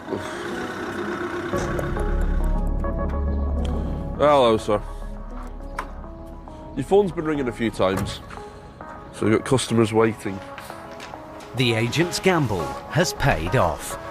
Mr. Fernley has returned with enough cash to pay off his £3,500 debt in full. So there's 3,000. It's 420 here. That's your cash receipt for you. What's it regarding, Chris, anyway?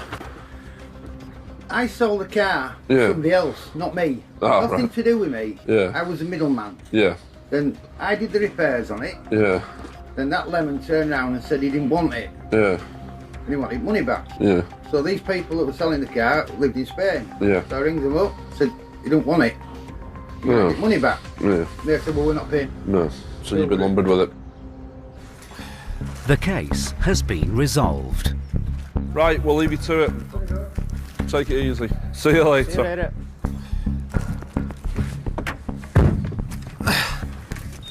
That's why they call us the A-team. That's exactly right, brother.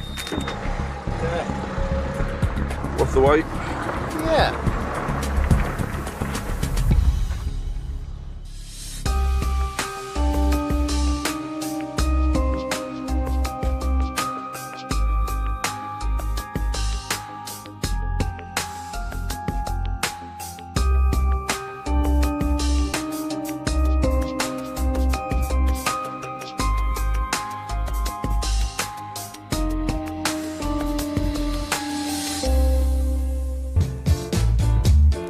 You Can't Pee Will Take It Away is back same time next Wednesday.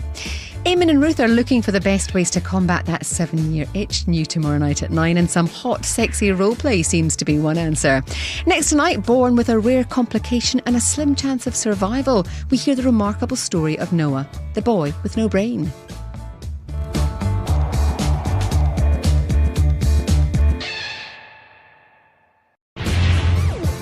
Threats, I'll smash his head. anger, Get back up! Get out of here! desperation. I can't pay it. What happens when debt You think you can tear my family apart? tracks you down? I have a High Court writ. I'd like to see the Mayor. Up and down the UK, we see Britain's most resilient High Court enforcement agents. Whoa! Dealing with every debtor's worst nightmare. I've had a fortune in the past, everything's gone. Because if you can't pay, All I did was look after Dad. they'll take it away.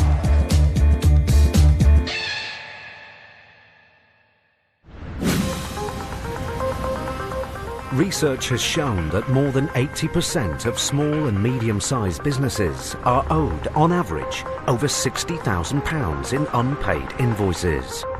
1 in 5 businesses say they are losing profits as a direct result of late payments.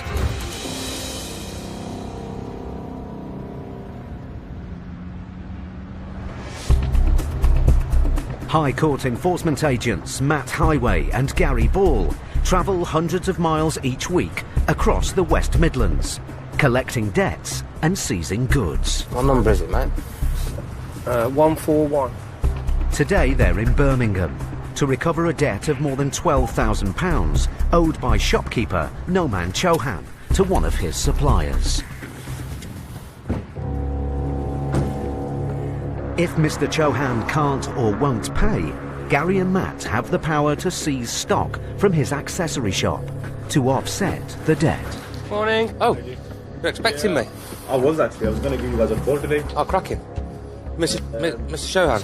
Yes, that's me, Mr. Chauhan. No, man, yes. Hello, sir. My name's Mr. Highway, I'm a High Court enforcement agent. We're here today, sir, with the outstanding writ to collect an outstanding sum of £12,780. See, I'm not sure who I've spoken to, but like... 9 pence. He used to be my dad's shop just down the road, 2 doors away. Right. The debt was actually for that business that closed, I think, 4 years ago. Right. I don't know, for some reason they put my name on there. Yeah. I actually used to work there. I was studying at the time. Okay. I just used to help out. Obviously, it's my dad's business. The writ is against you personally. I've actually spoken to the Northampton County Court, basically. Right. I'm just waiting for their call. Right. They were supposed to go in by to stand or side over. I think it was... Yeah, that'll be for an application to set aside the writ. Mr. Chauhan says it's his father and not him who owes the money, and that he's appealed the case. But the writ is against Noman Chauhan, trading as Chauhan. And the agents have enough evidence to believe that they're in the right place. So we're here to execute the writ. So that's outstanding balance of £12,782.79. Otherwise we will be taking control of goods. It's not my debt, mate, I'll be honest with you. So I only have one question for you. Can you pay the outstanding balance? can't. Okay, so we're here to seize goods then, sir. Yeah, just give me a second. Let me just speak to my... I'll look at the side. While Mr. Chauhan calls his father, the agents start to look around the shop for goods they could seize if there's no offer of payment. Matt immediately spots some car keys. But his actions haven't gone unnoticed. Mate, you want to give my keys back to me, please? No, at the minute they're seized, sir. No, they're not seized because it's not my car, it's a company car. Just give me my keys. No, at the moment they're seized. Give me my car keys. No, at the moment they're seized, sir. Give me my car keys, mate. No, at the moment they're seized. Can I have my writ back? Don't Thank you. your keys, mate. Thanks so much. What's wrong with you, man? Seriously? I'm trying to explain something to you, yeah? It's got nothing to do with me. I've listened to your explanation, but it doesn't make any sense. When enforcing a writ, we can see from experience if people's tensions are rising. You can see it in the way they're acting, their gestures, the way they're behaving, the volume of their voice. We're constantly of a calm manner all the way through the enforcement. We don't raise our voice, we don't shout and scream. That's not what we're there to do. We're there to calm the issue back down again and get on with what we're there to do. As Mr. Chauhan says he can't pay, Gary heads out to find his car. But all he's got to go on is a Mercedes keyring. Search for a Mercedes. Ah, there we are. It looks a nice Mercedes. 14 plate, E220. If the car is free of finance, it can be seized to offset the debt. Gary heads back to the shop to do a finance check. Good morning, Derek. Good morning. Can you put me through someone to do a HPI check, please? Yeah. Is it a fleet car, is it? The car is on a lease agreement. As it isn't owned outright by Mr. Chauhan, it can't be seized. Now the agent's only option is to remove stock from the shop.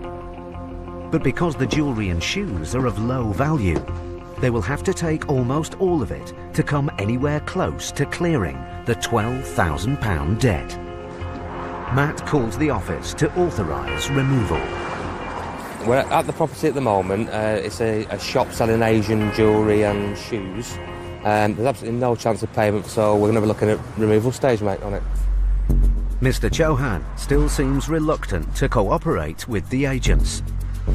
As they start to pack up the assets, Mr. Chauhan suddenly closes the shutters and walks out, leaving an assistant behind to mind the shop.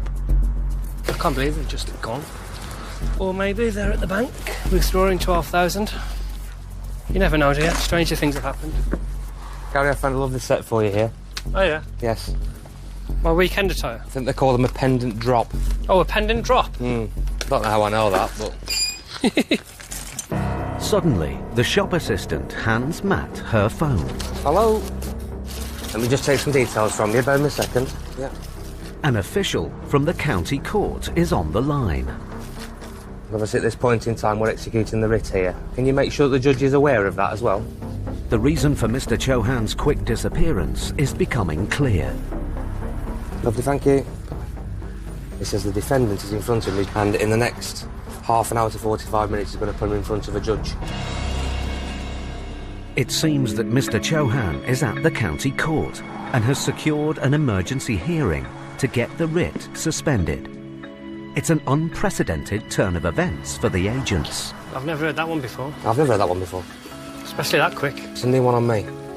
While Matt and Gary wait to hear the outcome of the emergency hearing, they have the right to continue enforcement action.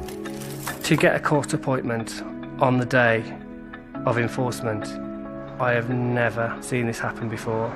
But you just have to deal with that. There's a legal process that we have to stick to. Unless I've got a letter from the judge, we're not going to leave. We're going to stay. And we're going to execute this High Court writ. But what happened next would take them both by surprise. 2 hours later, Mr. Chauhan suddenly returns with two of his brothers. Are you back? Well, you didn't do it, mate. What's happened, bud? What's happening? You tell me what's happening, please. Whoa! Don't touch me. Get the fuck out. Get the fuck out. Wait. Get out. Get the fuck out, Baldy. What the fuck is saying to you? You dirty bastard. Get him out of my fucking shop. Get the fuck out of my shop, you son of a bitch. This unusual case has suddenly taken a violent turn. Hey, fuck, are you looking at you? Oh, why, mate? Move out of the way. It will take all of Matt and Gary's experience to get the situation back under control.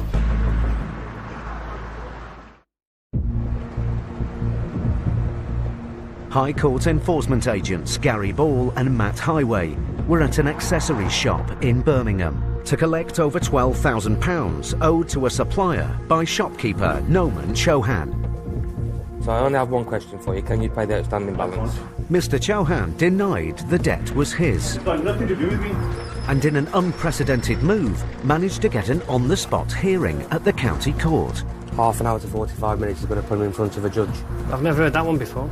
But when he returned to the shop with his brothers, the situation turned violent, and Gary was assaulted. Whoa! Get the fuck out of my shop, you son of a bitch. Get on me. Get out of the way, mate. Hey, get out. Now, Gary and Matt have got to get this debt recovery back on track. Can I have the police, please? My name's Gary Ball, a High Court enforcement agent. I've just been assaulted. With the police on their way, they need to find out what's been happening at the court. You've been to court. What did the court say? Can you read, you stupid fuck? Can you read? You dumb fucker. The document is confirmation that the writ has been suspended, pending a further hearing. Take a picture of it. Take a picture right now. Idiots. Use your help. The agents aren't able to continue enforcement action today. But the men aren't calming down. Dumb fucker, use your brain. Use your brain, you dumb bastards. At least you remember that. You dumb bastards. Dumb bastard. Look at him Bastard! Abuse the fucker, that's a bastard! Fat bastard, bailiff! I do this every day of the week. He doesn't concern me. He doesn't concern me. You don't worry me one bit. When insults are flowing, I don't take it personally. There isn't anything anybody could call me I've not heard before. It's just the way people react sometimes. Unfortunately, it's part of life. 20 minutes later, the police finally arrive. And Mr. Chauhan immediately leaves the shop.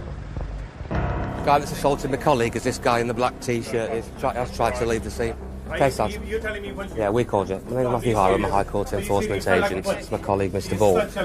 We've been here for a little while. Yeah, I was doing some paperwork at the counter here. Next thing I know, I felt a punch or a slap or something in the back of my head. He grabbed me, was trying to throw me out. He's been arrested. Yeah, he's with colleagues. Outside, Mr. Chauhan's father arrives, just as his son is being handcuffed. He immediately starts abusing the agents himself. Get lost. Watch it, otherwise you'll end up getting yourself locked up as well. Already bastard. Son of a bitch. You're going to get yourself locked up if you carry on. It's not nice to be assaulted. They had the result they wanted. They put a hold on the case. There was no reason whatsoever for him to come back in the way that he did and assault me. You know, they've got the letter from the judge. They could have just showed it us. We'd have took a picture and we would have left. But that's what he wanted to do, and he got arrested for it. With the situation still volatile, the police advise Matt and Gary to leave the scene. As well as his court date to contest the debt, Mr. Chauhan could now face an assault charge. When people start assaulting us, doing our job, then it's just not on, and we won't stand for it. And we have a policy to prosecute every time. Got me right blind of me. Did he? Yeah. He just went to the back of me, blindsided me, whack. Your son can go off to jail for the night.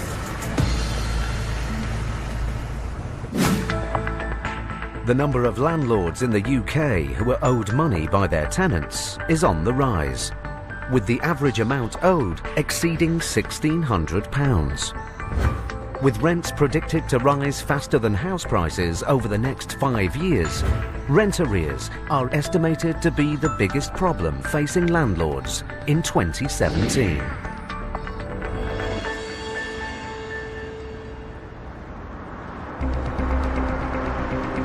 High Court Enforcement agents Steve Pinner and Max Caraher are in Bromley, South East London, with a writ to collect over £5,000 owed by Miss Frances Jackson to an ex-landlord. This one is over unpaid rents. We're looking to collect £5,216.60. The address is on a busy main road, protected by a security gate.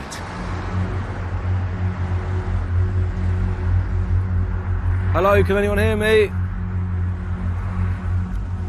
Do you think that buzzer's working? Can't reach to knock on the door. Nobody appears to be in. But moments later, there are signs of life. A light's just come on in the top bedroom. There's still no sign of Miss Jackson, so the agents change tactic. Could we reposition the van so we're completely blocking the gates? Hopefully that'll gain some response. The agent's move immediately pays off. There we go. Hello, Miss Jackson. Hello, my name's Max Caraher. I'm a High Court Enforcement agent. Oh, yeah? Francis, we've been sent out because you owe money totalling £5,216.60. Yeah, I know You this. know about and this? I did text him and said that I was willing to pay him £50 a month. £50 a month? Yeah. I lost my job and I couldn't afford to stay in his house anymore. Really? Yeah. Okay. So I had to move out and he was amicable. There was no nastiness. And then I got a job and I texted him and said, look, I'm offering to pay you £50 a month. At the moment, that's all I can afford to pay. As Miss Jackson's offer of £50 a month would take 8.5 years to pay off, the landlord escalated the case to the High Court to get his money back sooner. Now Steve and Max must get this case resolved today, one way or another. That still leaves us in the situation that we need to collect on the just over £5,000. Well, I haven't got anything. Have you got anybody who you can call as a lifeline? No, that's why I offered to pay monthly. Yeah. I haven't got anything. That's why I'm starting from scratch to try and build myself up again. We're commanded to come to the property to see. My property. Is it I not? just rent a room. Do you rent a room? I haven't got anything. All the furniture in the room is the ladies. Failing to collect on it, what we need to do is I have to call for removals to inspect goods in your room, see if there's anything worth us removing. It's not what I want to do at all, but I have no choice. Only my clothes. So what do you do? Take my car? If that's my only option, then yes, I'll have to take your car. With no means to pay and no assets in the house, the agents have no option but to seize Miss Jackson's car. So what do I do now? I'll probably call your employer to say that you won't be making it to work on time. My hands are tied in the matter. No one I can get £5,000 off. No. Nobody I know. I bring home £1,100 a month. Yeah. Working 5 days a week. Yeah. I'm sorry, but... No, don't be silly. You don't have to say sorry to me. That's all right. All I did was give up my flat and my job to come to London and nurse my father who couldn't. It was either that or put him in a home to die, and I weren't doing that. That's awful. Absolutely and I awful. nursed him until he died, and he lived in a retirement flat. Okay. Once he died, we had to sell the flat and split the money with my sisters, and it wasn't a lot. And then I rented a house for a year, and then I couldn't afford to pay it, and this is what's happened. I really do understand what you're saying. Sorry, Frankie. That is absolutely awful. And I've got nothing. And now I rent a room, and now I haven't even been able to have a car. Thank you very much. It is hard some days, because some cases where you know that someone is genuine and they don't actually have anything, and the only thing they have is their tiny little car, which means the world to them, but to the claimant, it's just money. So sometimes it's really hard, but at the end of the day, we're still commanded to collect the money. It's clear that since her father's illness, Frankie has fallen on hard times. But now it's not only her car she's worried about losing. If the woman I rent this house comes down and sees this, I'm not even going to have anywhere to live. That's ridiculous. We can move the vehicle to somewhere where she won't see the recovery. I don't want her to know anything. Okay, we'll move the vehicle. The agents allow Frankie to move her car away from the driveway. But before they call recovery, Max asks her one more time whether she can raise any funds. There is no way that you can sort this out without us. But not is there? today. What way is that? Well, the only way I can do it is ask my boss or ask my ex, but I can't do it like right now because my brain is just... You know what? I can see that you're shaky, and I understand. I'm sorry, I don't know whether I'm coming or going. That's all right. Don't panic. Take a deep breath and refocus. Have you got a couple of grand in savings? I had. What do you have in savings, Frankie? £2. Have you got any other assets? Not anything. Jewellery, watches? I'm not one of them people. I just live a simple life. I've never earned the money. We're just normal people that just go to work and live on your wages. We just come from a normal working class loving family. And this is just the worst thing ever. So I'm going to have no car now. I've got nothing, not even on my own bed. I just can't take no more. All I did was look after Dad. Right now I just feel like running away to get him. I can tell it's a very stressful situation. When somebody's emotional, it does have a knock-on effect on us, because we can see the situation they're in and how they are, and we still have to try and get through the job. She was a genuine, honest, hard-working person who just had a hard time. Max and Steve have now been at the property for an hour. Even though the vehicle is only likely to raise half the £5,000 owed, seizing it is the agent's only option. Max calls for recovery. I've got the keys to the vehicle. The only way to chip off of this debt will be removing vehicle. Okay, no problem. Underway. Thanks very much for that, John. I think it really is all hitting home now that she's got High Court enforcement agents standing at her door. And unfortunately, after this, there's still going to be an outstanding amount. Taking her vehicle away is not going to help her personal situation. However, we are commanded to look from it from the claimant's point of view. There's always two sides to every story. While the agents wait for the recovery truck to arrive, Frankie gets on the phone to her ex-partner. How is she? She's calmed down a bit. her ex-partner, he's going to come and finish work and going to come and pick her up and take her off for a few days away from here. To prevent further distress, Steve wants her to go inside before the recovery vehicle arrives. I'll try and move the car up the road away from the house for you. You go and have yourself a cup of tea. So, you know, I'm just trying to make sure that you're okay. As Frankie goes inside to wait for her ex, recovery arrives to remove her car. It's a shame we have to do it. She changed her whole lifestyle to look after her dad, and ever since then, she's slid down and down and down, hasn't she? I've got the keys, or you got keys? I've got the keys. Frankie's car will be sold at auction, and the cash raised offset against the debt. The office will contact her to set up a payment plan for the rest of the balance. But if she doesn't keep up with her repayments, the agents will be back. Max and Steve have had to deal with a sensitive situation. But in Matt and Gary's next case... I used to own everything. I had £3 million. They meet a businessman at risk of losing everything. I don't have a home at the moment. I've had a fortune in the past. Everything's gone.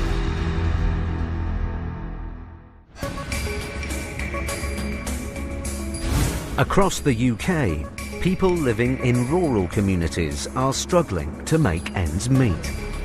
Average wages are over £4,500 lower than those in urban areas. A £1,000 increase in the gap since 2010.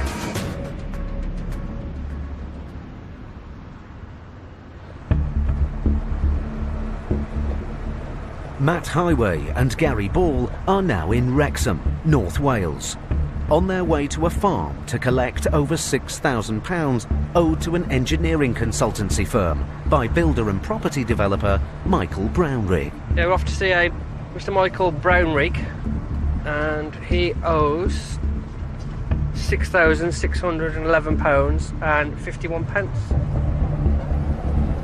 As the agents drive into the property, they meet a vehicle coming the other way. This might be him, could be.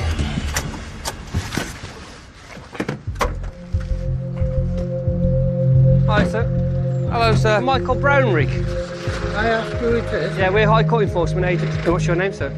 I am Michael. You are Michael. Yeah. Oh, you are Michael? Oh, yes, sir. Should we pop back in and have a chat with you about a High Court writ, sir? This isn't my property here. Right. I don't have any property. But the writ is for this address, sir, so... Well, the address doesn't belong to me. You don't know the address, sir? We've not told you the address, have we? So do you know it's not for you when we've not told you an address? Here's the High Court writ, sir.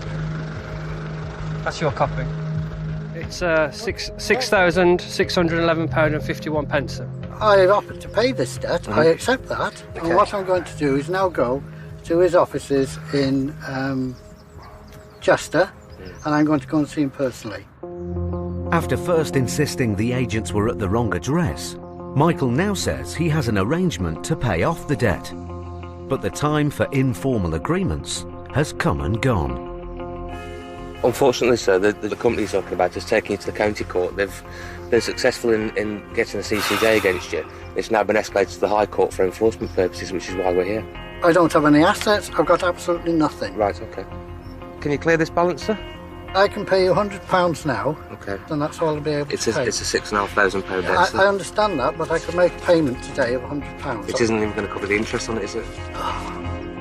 Knowing his offer won't be accepted by the claimant, the agent's only option is to look for any assets Michael might own that they could seize. Well, you can't come past it. This is not my ground. Yes, I can, sir. I've High Court writ. I can go anywhere in England and Wales. I'm going to be carrying on, OK.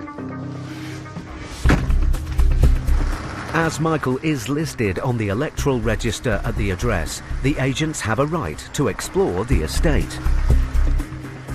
Well, there's a tractor. A digger on the court. There doesn't seem to be anything of value on the land, so the agents must investigate the contents of the outbuildings. Once he got in these barns, though, that's the thing, isn't it? Yeah. It's very shifty, isn't it? Yeah. Just doesn't want to play ball at all, does he? Michael has followed the agents down to the farm buildings. but he's left his keys in the car. Hang on, you can't take those keys. Okay, it is seized at the moment, sir. Worth just a few £100s at auction, the car alone won't be enough to cover the £6,500 debt, but it could be a valuable bargaining tool for the agents. What value we attach to something might not be the same value that the defendant attaches to it. So what we see as, possibly an old car or whatever it may be, in fact to them is worth a whole lot more, and it's worth a lot more to them than it is in monetary value. Well, I want to try and get in here. Might be nothing, but... boat, caravan, a boat, a ride-on mower. This belongs to Worthing Welsh Water. After claiming the agents were at the wrong address, Michael now says that the barn and its contents belong to a water business, Worthingbury Welsh Water, and that they're nothing to do with him. Matt and Gary turn detective. Looks interesting, doesn't it? Deeds, site plans. You got letters here, Michael, with your name on? It is your property, isn't it, Michael? It's not my property. The agents have found paperwork listing Michael as a former director of Worthingbury Welsh Water. They've got your name on, sir, have they? But this was nothing to do with him earlier. This is my paperwork. In a barn that's got nothing to do with you? Not in a barn. It looks like a barn to me, sir. Unless Michael can prove that the items in the barn belong to the water company and not him personally, they could be seized. But there's a problem. The only thing that's worth anything, mate, in this old place is behind you. Ah. Who does this belong to? That was all part of Worthingbury Welsh Water stuff. Who does it belong to? That belongs to the company. Okay. To the company? Yeah. Can he prove it? Because at this point in time, as far as seizable assets go, that's going to be what we're going to be seizing, I think. Without proof that the water company owns the boat, the agents could seize it. But the situation is clearly beginning to take its toll. I'm in a bit of a state at the moment. I'm in shock. You just have to excuse me and bear with me. Okay. What can you pay off this debt today, sir? All I've got is £100. Right. I had not only this one debt, I've got a court order for 80,000. I've got, I think it's 13.5 acres left on this site. Being took off me by the bank. The bank has repossessed it. Right. I used to own everything here, £3 million. I've had a fortune in the past. Everything's gone when the recession came. It seems that Michael used to own a large percentage of the estate, a former farm, and invested thousands here in property development. But hard times have forced him to sell up. And now what little land he has left has been taken into receivership to pay off an additional £80,000 debt. I understand what you said. Listen, Michael, I understand what you're saying, but you also have to understand our job, okay? I understand that. Despite Michael's situation, the agents must get this case resolved.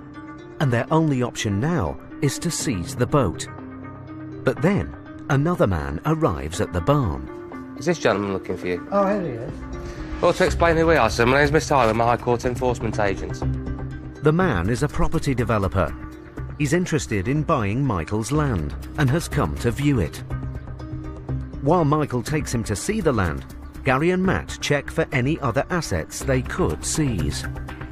We've got 2 old boats, a strip caravan. It's a strange one, isn't it? I think that barn that we've been in is probably the only bit of the farm that he's actually got left. There's literally nothing here to satisfy the debt. 10 minutes later, Michael returns to the barn with some surprising news. The man has offered to buy the land.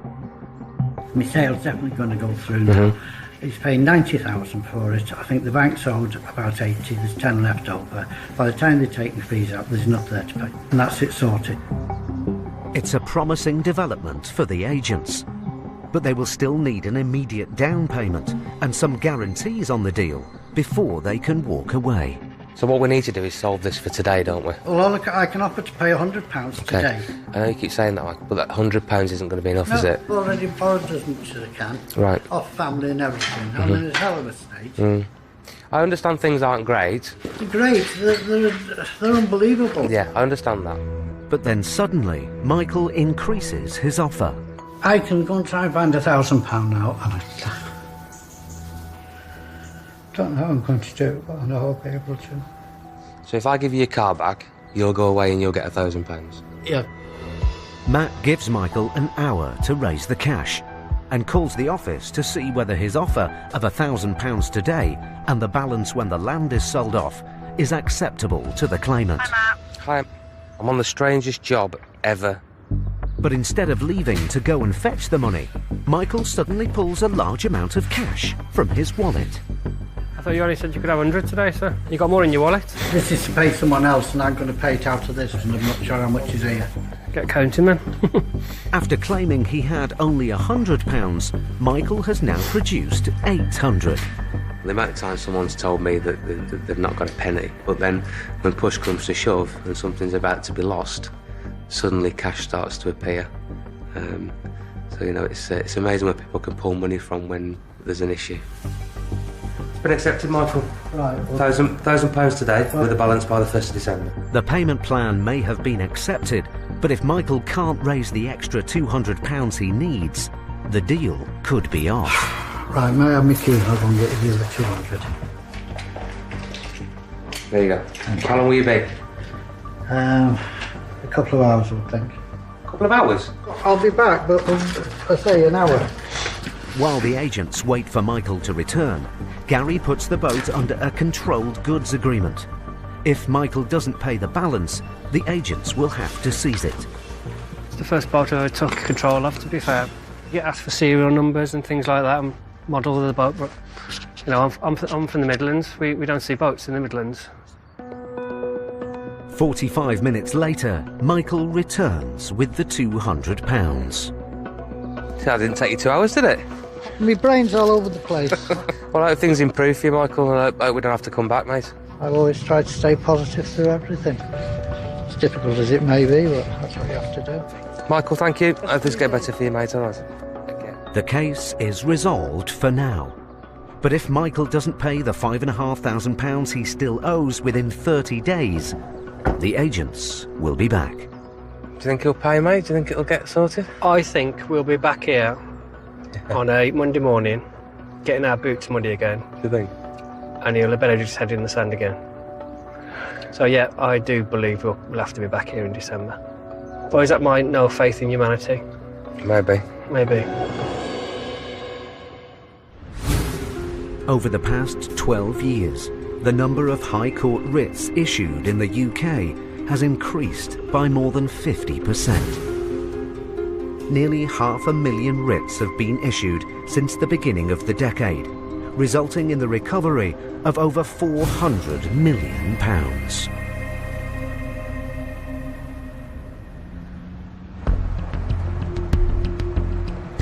Steve Pinner and Max Caraher are back on the road, this time in Romford, Essex, on a very unusual case. We're off to see the Mayor and Burgesses of the London Borough of Havering in the Town Hall. We're looking to collect £12,413.94. I don't think they're going to be pleased to see us. The council were taken to court by a private landlord over damages to a property made by a benefit tenant. The council appealed but lost, and now the agents are here to collect the full amount plus court costs. There is a car park at the end. Pay and display. What's the chances of them putting a parking ticket on us today?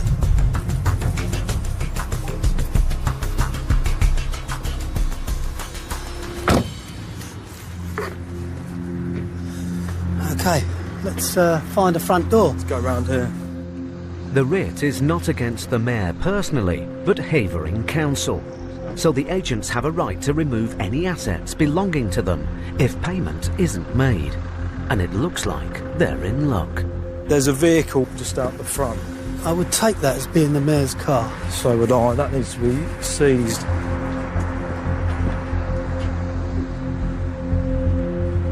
Hello, Miss. High Court Enforcement Agents. We are here to see the Mayor. The Mayor? Yes. All right, hold on a moment. Thank you very much.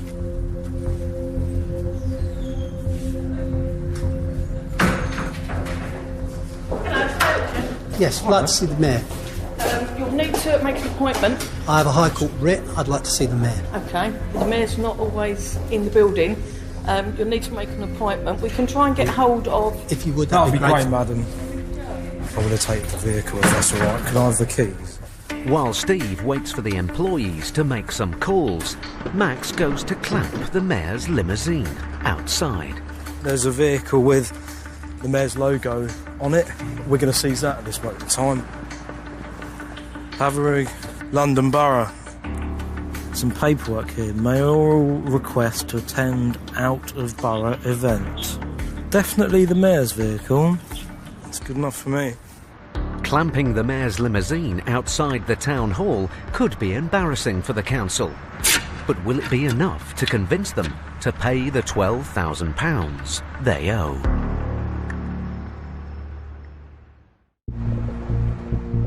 High Court enforcement agents Max Caraher and Steve Pinner were at Romford Town Hall, Essex, to collect more than £12,000 owed by the London Borough of Havering to a private landlord. I have a High Court writ. I'd like to see the mayor. OK. Max clamped the mayor's official limousine in the hope the threat of seizing it would prompt payment. Havering, London Borough. It's good enough for me. Now, a council official is trying to work out who the agents need to talk to get the matter resolved. I need information from you. I can then go and get the right legal team. So if you can tell me what it's for. OK, it's not the mayor in person. No. It's the mayor and burgesses of Havering. OK. Can I give you that? You can hold of that. I will have to lock that door, but you can get out that way. I'm literally going to be... I trust you. That's the thing. Yeah. Also, I don't look like I can run out. Possibly flat the car, son. Alright, but you can chase me, I won't be running. Debt discriminates against nobody. It doesn't matter where you are in life, whether you're on the lowest rung of the ladder or you're at the top of the ladder. Collecting from a large organisation, yes, they're going to have the money. The downside is it's finding the person to sign the cheque or pay the bill, because someone will want a piece of paper to say that they can pay it, someone will want a signature to say that yes, that's okay, the money can go. So that's the difficulty of it. Minutes later, the official comes back with the council's chief lawyer. Steve Pinner, High Court enforcement agent. We have a writ in the name of the mayor, not the mayor personally, the mayor as the office. The amount outstanding is £12,413.94p. All right. And we are looking to collect that. Now? Yes. All right. The trouble is, it doesn't really tell us what it relates to. We wouldn't have information about that. We're simply the enforcement. Do you mind if I make a few inquiries? Because I've got no idea what this relates to. Obviously, we're not going to pay you for something we don't know anything about. You guys do know something about it. It's already tried to be an appeal, but the people that you're actually speaking to don't know anything about it. Absolutely. It's a big organisation. Yeah. So, do you mind if I just go down the corridor and make a few inquiries and I can find out what's got filed on it? Fine for me, sir. I'll get the HPI. While the lawyer makes his inquiries, Max goes out to run a check on the mayor's limousine. Hello, John, it's Max here. I've got the mayor's vehicle clamped at the moment. Can I run an HPI check on that, please? Certainly, this is the mayor's vehicle, yeah? Yep. Unfortunately, it's on finance. It's on finance? It's not good news. The car can't be seized. But now another council vehicle is parked behind it. John, can I give you another one? There's a vehicle with London Borough of Havering written on it, parked right behind it. We're white Ford Transit Courier. Correct. That's free of finance. It's free of finance? We've got an approximation on the value for our purposes of £5,000. The van is owned by the council and will clear almost half the debt. Max unclamps the limousine and goes to seize it, just as its driver appears from the building. Sorry, madam, you can't drive off in this vehicle. It's seized at the moment. OK? Sorry about that. Probably go inside and have another cup of tea. OK? No, it's nothing to do with parking, madam. Nothing to do with you. Don't worry. It's more the council. So nothing to do with you. Don't feel bad or anything. 20 minutes later, the council's lawyer reappears. I've made some progress, right, so I know the case is about. Now, we need to make the payment. Now, in terms of the method of payment, what I can do is get a bank transfer. That's not a problem. So all I just need to do is get the details where I need to send it to you. I can give you them, sir. So I'm sure you appreciate we can't take boots off the ground until we know that the money's been transferred. Yeah. You will need to get confirmation really from the bank. From our office, yeah. Thank you very much indeed. The agents must wait for the office to confirm they've received the transfer of funds before they will unclamp the van. I know having a clamped vehicle outside of the head office isn't ideal, but unfortunately it's nothing you've done whatsoever. But Max, it's your fault. Yeah. Steve's lovely. I guess the council should learn to pay their bills on time. Then this wouldn't happen. You're not a popular chap today, are you? I'm not, no. Moments later, the office calls Max. Hello, Max speaking. Hi, Max. It's in? It's in, yeah. Excellent. We shall issue a receipt and we can release their clamped vehicle. Thank you very much. Thank you for your time, Alison. Bye. He said if you check, it should have gone through by now. Just checked, madam. Thank you for that. Lovely. We're just doing all the relevant paperwork for it. There's the copy of the receipt for you. Thank you. The council has paid off the debt in full. But as the agents go to release the council van, they spot someone about to get into the mayoral car. Oh, that's the mayor. Hello there, madam. And the mayor gets clamped as well. It's obviously an oversight somewhere along the line. How embarrassing. It's now been dealt with. We're chairing a meeting for Citizens Advice Bureau. Come down and you've got the clout. I hope we haven't ruined your day. You have. You've made me really late for the next I do apologise. You have, and I'm finished now for the day. Take care. It's all been done, sorted, and that's the end of it. Photograph of it. No, I didn't actually. Oh. Take care. Bye-bye. Take care. Funny how she shows up, just as it's all dealt with. It's been a successful job for the agents, but they're just about to find out it's not only the council who need to pay their way. Just nicked you. Oh, he ain't, has he? Oh, he hasn't. Oh! Unbelievable. Hello, sir. Hello, sir. You've just given us a parking ticket. Yes, I did, sir. Unfortunately. We're here with a High Court writ. I've been called here saying check around for vehicles that apparently been parked here without paying the paying display. Okay. I came around, checked. This is the only vehicle that I found. Unfortunately, everybody has to pay a ticket. Okay, that's not a problem. I got a parking ticket at the end of that, and I suppose that's karma, really. So, yeah, you win some, you lose some. You like us doing your job. I don't have a problem with that.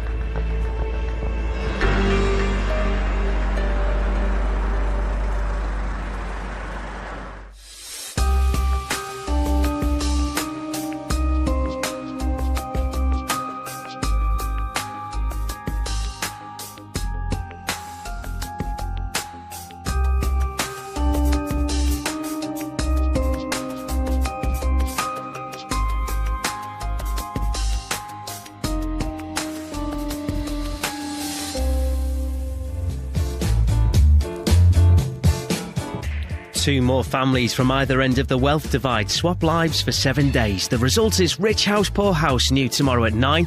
Next, though, trust issues destroyed one couple, but could a night of plain honest talk and help build them back up again? It's new One Night with My Ex.